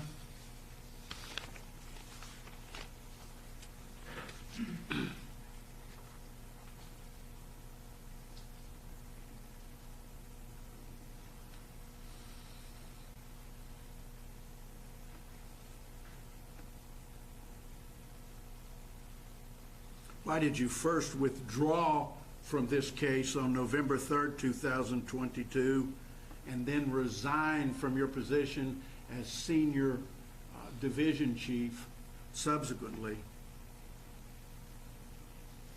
On the advice of counsel, I invoke my rights under the Fifth Amendment. Mr. Stephen, thank you very much. It's become clear to the court that this will be the only response from the witness. Mr. Norris, you and your client are free to leave. Your Honor, I'm sorry, Your Honor, I hate to interrupt the court, but may I just make one point before they're excused? We'd like to make a bill of exception, Your Honor, by asking question and answer of this man to make our record in this case. Bill of exception by question. I'm going to let you read into the record your questions, and the court is going to assume the same answers he's given so far. But I am excusing them. Mr. Norris, thank you for being here. Mr. Cox, thank you for being here. Thank you, Your Honor. Please note our objection to that, Your Honor. Yes, sir. You're late in the day. You have two more witnesses that I'm aware of. I'm also aware that there are two other witnesses you've been trying to get. You tell me how you want to proceed on kind of having a hearing on Thursday at 1, that we can conclude some of these things. You tell me how you want to proceed at this point. Could we do the two witnesses we do have here? They won't be very long, Your Honor, and I think we can get them out of the way. Let's call your next witnesses. I think it's with regard to subpoenas. I don't think at this point it's necessary to question them about Mr. Cox. That would be something that you could put on as a proffer or a bill of exception. So if we can limit it to whatever other witnesses you've been trying to get, the court would appreciate it. Mr. Vance, you're standing up. Yes, Judge. Yes, Judge. We would like to somehow, because of course it wasn't known the guard that had stated and saw Ms. Rosales today, we'd like to be able to ask her some questions and introduce the security video to you. Thank God we have another hearing tomorrow at 1 o'clock. So Yes, sir. that gives you plenty of time to. Are you, well, who's your next witness? LJ Aguilar, Your Honor. Okay, well, that's going on, we're off the record. Are you saying that all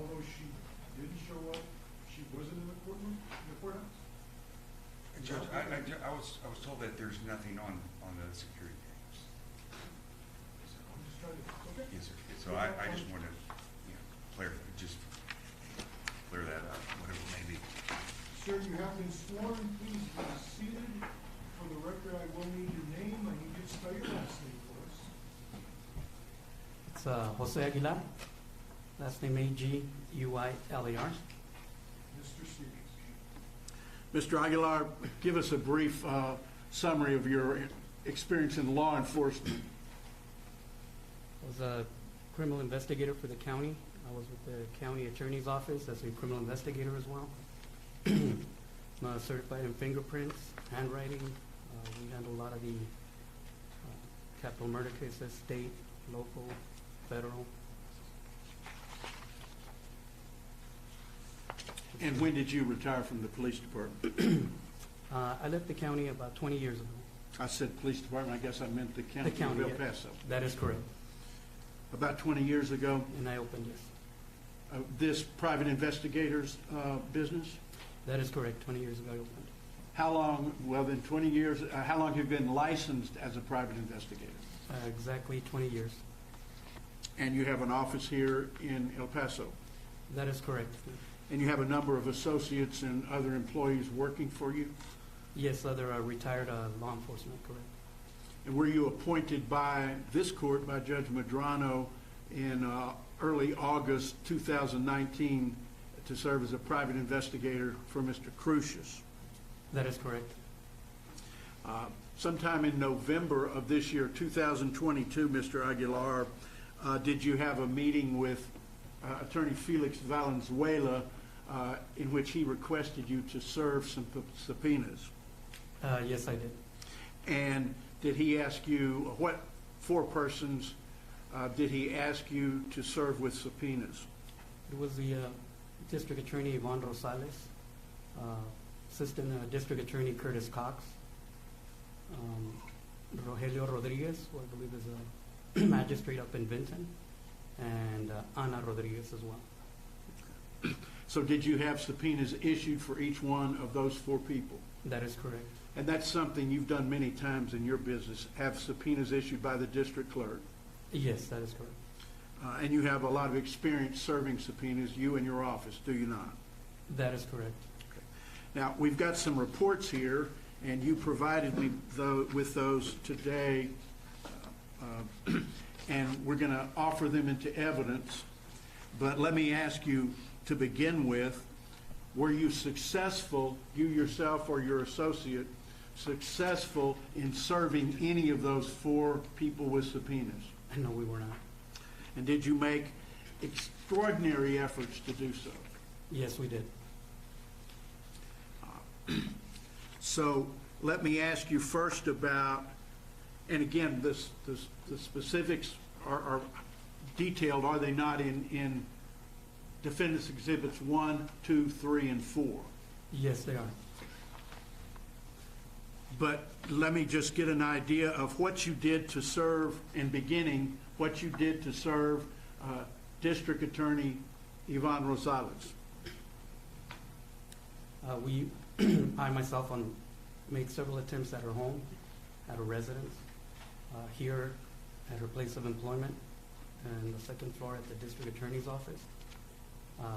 Contacted, left messages with her investigators, left messages with her secretary. Went a second time, spoke to the front reception, went to her parents' house several times, went to family members' homes that we located, or my investigators did, conducted surveillance on many occasions at her parents, her home, and other residents that we have located address for relatives as well.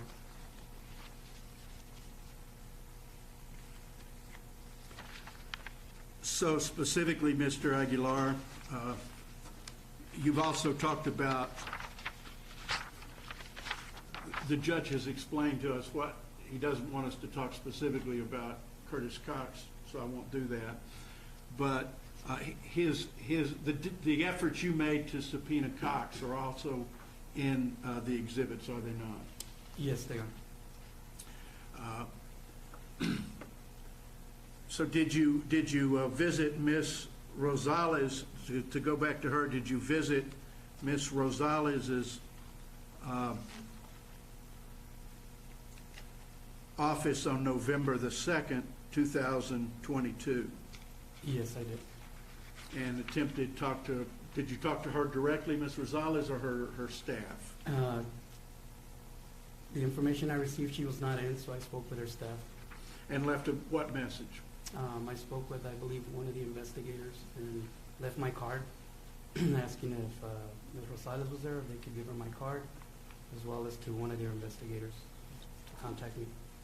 Did you receive any callback on that? No, I did not. Also, on November 2nd, 2022, did you attempt to pay a visit with Ms. Rosales at her home? Yes, I did. And what did you do on that occasion, if you recall? Made several attempts at the door, knocked on the door. There was no answer. We ran the vehicle plates. One of the vehicles I was in the front, just to verify that was the residence. Came back to Ms. Rosales, and I believe it was her mom. Continued making attempts in that afternoon as well.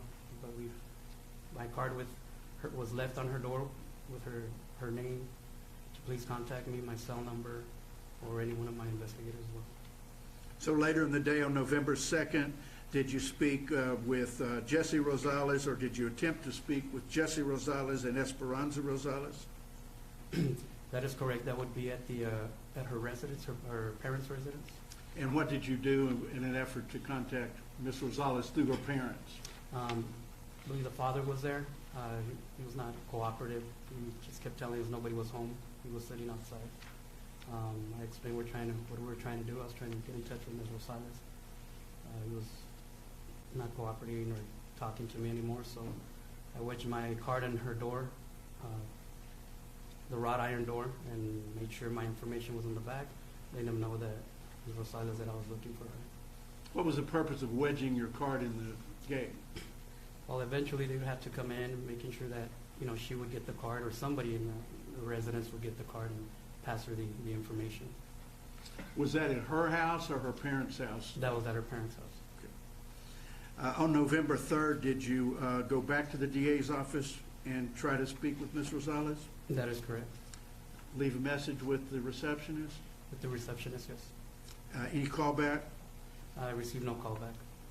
November 4th, did you go back to Ms. Rosales' residence? Yes, I did. Positive or negative results? Negative results as well. Was the same vehicle parked in the driveway that you had seen before? That is correct. And what about your business card? Business card was there. Left another business card as well. November 5th, 2022, did you return to the residence? Were you successful in contacting Ms. Rosales then? No, I was not. Business card was where? It was still wedged on her door. November 7th, 2022, did you obtain a cell phone number for the District Attorney Rosales? Yes, I did. Did you call her at that number? I sure did. Was it a working number? It was a working number, but you could not leave messages. So why was that? Why couldn't you leave a message? It was not set up for messages. Did you try to contact Ms. Rosales' attorney, Luis Yanez, on November the 8th, 2022? Yes, I went out to his office. Tell us about that contact. I know Mr. Yanez because we worked on case, so I texted him, let him know that I was there, and if he could come out to talk to me for a minute. He texted back saying if it had to do with a subpoena for his client. I texted him back yes, and he texted back that he was not receiving any subpoenas for her. Why'd you contact him? Because he was the attorney at that time, so I was wanting to see if he would accept service for her, since he was representing her. Have you had attorneys do that for you in the past? Yes, I have. On November 8th, you spoke to Onesimo, if I'm pronouncing it right, Onesimo Esparza. I left a message on his voicemail. Yes, I did. Who's he? He's one of the investigators for the district attorney's office. What message did you leave for him? If he could please call me back contact me. Did you get a call back? No, I did not receive a call back. Same day, November 8th, did you talk to Chief DA Investigator, how do you pronounce that? Majercic? Yes. What did you tell him, ask him? I contacted him to his office, and his voicemail with his recording came on. Left a message if he could please contact me regarding the subpoena. Did he contact you? No, Or Ms. Rosales? no one has. November 10th, did you meet with Chief Investigator Majercic? Yes, I ran into Mr. Majercic. So you caught him in the elevator, so to speak? That is correct. And what did you say to him? I pretty much asked him if why he had not returned my call. Had a brief conversation that I was trying to get in touch with Ms. Rosales if he could get me in contact with her. But he said he could not get me in contact with her. November the 14th, did you conduct surveillance on Ms. Rosales' home? That is correct, in the evening. You remember how long you were there? I could, at least 6 hours, 4 or 5 to 6 hours. Can't Any recall. results? No results, no.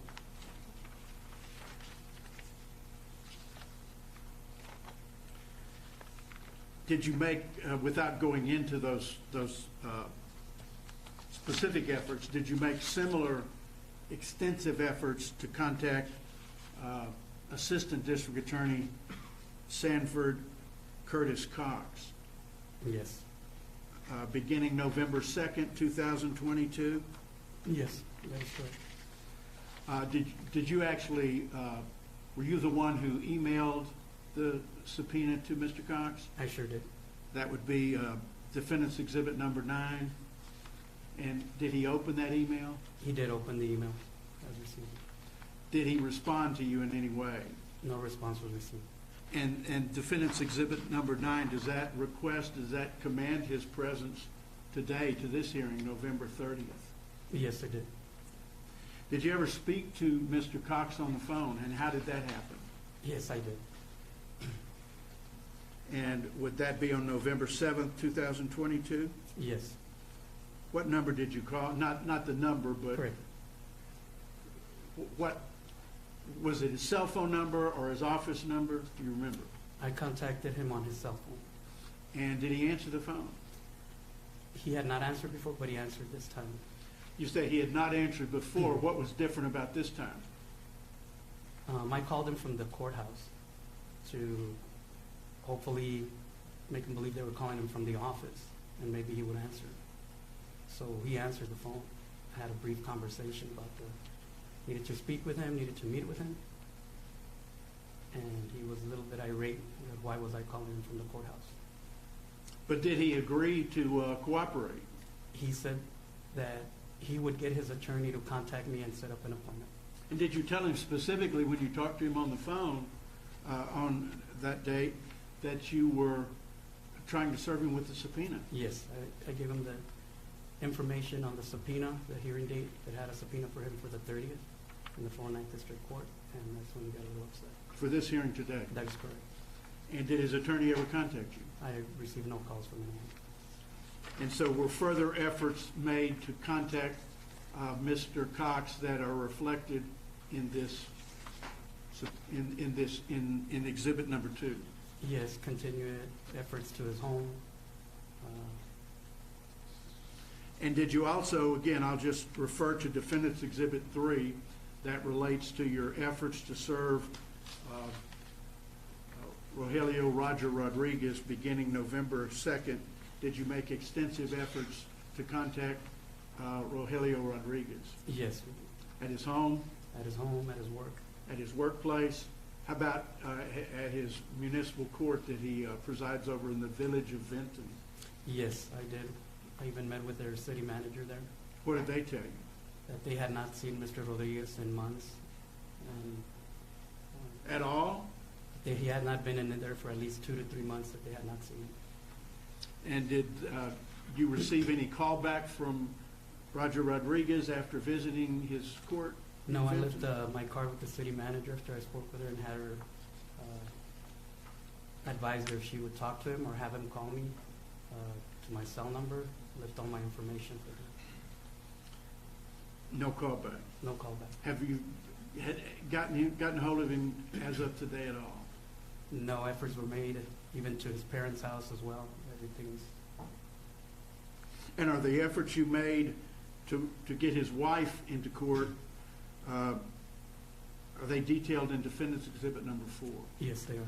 And is everything in Defendant's Exhibit number 1, 2, 3, and 4 true and correct? And does it accurately reflect the efforts you made to get each one of these people into court?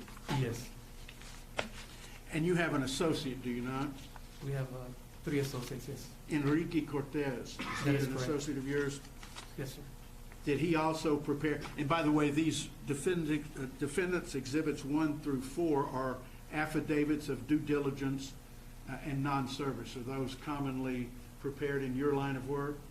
When someone's not located, yes. Commonly when you can't find the person, right? That is correct. And did Mr. Cortez, your associate, also prepare affidavits reflecting his efforts to get those 4 people into this courtroom today, in Yes. addition to yours? Yes, he did. May I approach the witness, Your Honor? Yes, you may.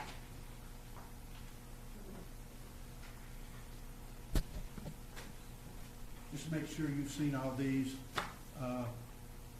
Mr. Aguilar, defendants exhibits 1 through 8.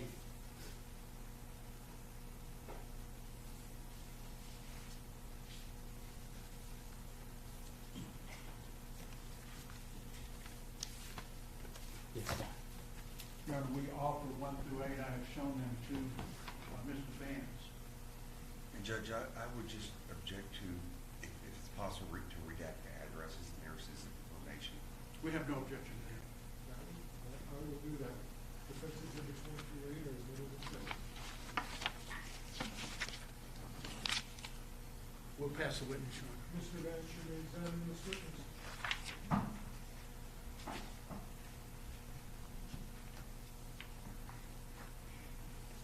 Good afternoon, sir. How are you today? Good afternoon, sir. Doing what you- Looks like you did considerable effort to try to attempt to serve the subpoena. Is that correct? Yes, sir. Okay. I mean, do you normally actually surveil homes and stuff to serve a subpoena, or is that a common practice? We have done it on several occasions when the attorney or requests that we do to wait for the individual. Yes. Okay. And how often do you do that? It could vary, a few times a month, 1 time a month. It just depends on the case or the way the attorney wants us to pursue. And so, how many hours total do you think you were surveilling homes? Combined or just my hours? Your hours. Mine? Well, if there's other people that were working Well, with Mr. you. Cortez, yes. Sure. So, yeah, combined. Yes, sir. 25 or so. Now, is that common? In that length, yes. I mean, is that common of most of the people that you serve? Or Just like I said- or if you're looking for? Right. It just depends. A lot of times the attorneys will ask us, you know what, whatever it takes, get them served. It just depends on every case.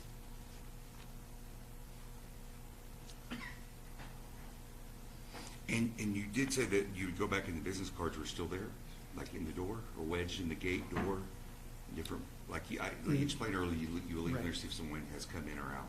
Not on all the homes. Okay. But you did see at some point in there that they were still there? I thought I heard you mention At that. one point or two, yes, but not on all the homes that were Okay. taken.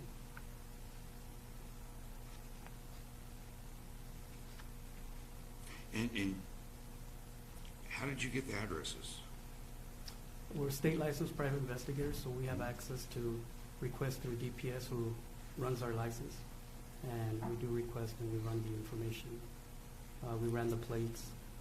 I know a lot of times that the address on DPS for prosecutors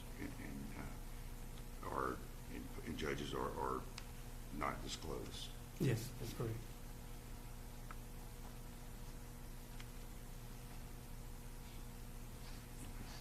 Last witness, Judge.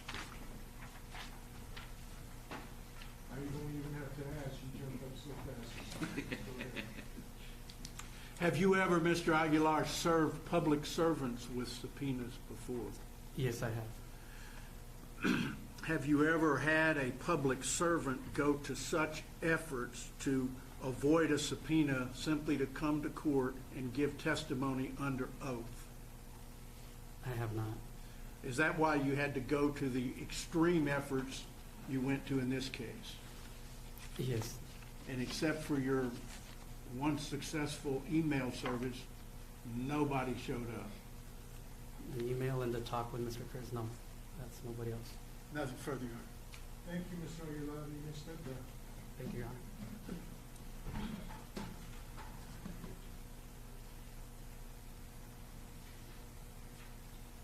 Do you want to call another witness at this time, or do you want to wait until my Joe here tomorrow? I think that's a good idea, Your Honor. Let's go ahead. My court reporter thanks you personally, Mr. Stevens. This court is going to stand in recess until December 1st, 2022 at 1 o'clock, at which point we will conclude the status hearing, and we may take up the show cause hearing. I'm asking the lawyers at the table to be here. Not you, Mr. Underwood, you're a free man for this court. We stand adjourned until tomorrow morning. Your Honor, may I ask a question just for clarification purposes? I apologize. We'll have an opportunity tomorrow to make our full bill of exception of the questions for Mr. Cox. And at the same time, if Ms. Rosales does not show up, we're going to be asking to do the same. Well, if she shows up, we'll be asking to do that Yes, sir. as well. Okay. Your Honor, could I come in early maybe and bother your court reporter with those questions? She's giving an honest answer. Guess what? There's a pecking order here, and the ultimate judge said no.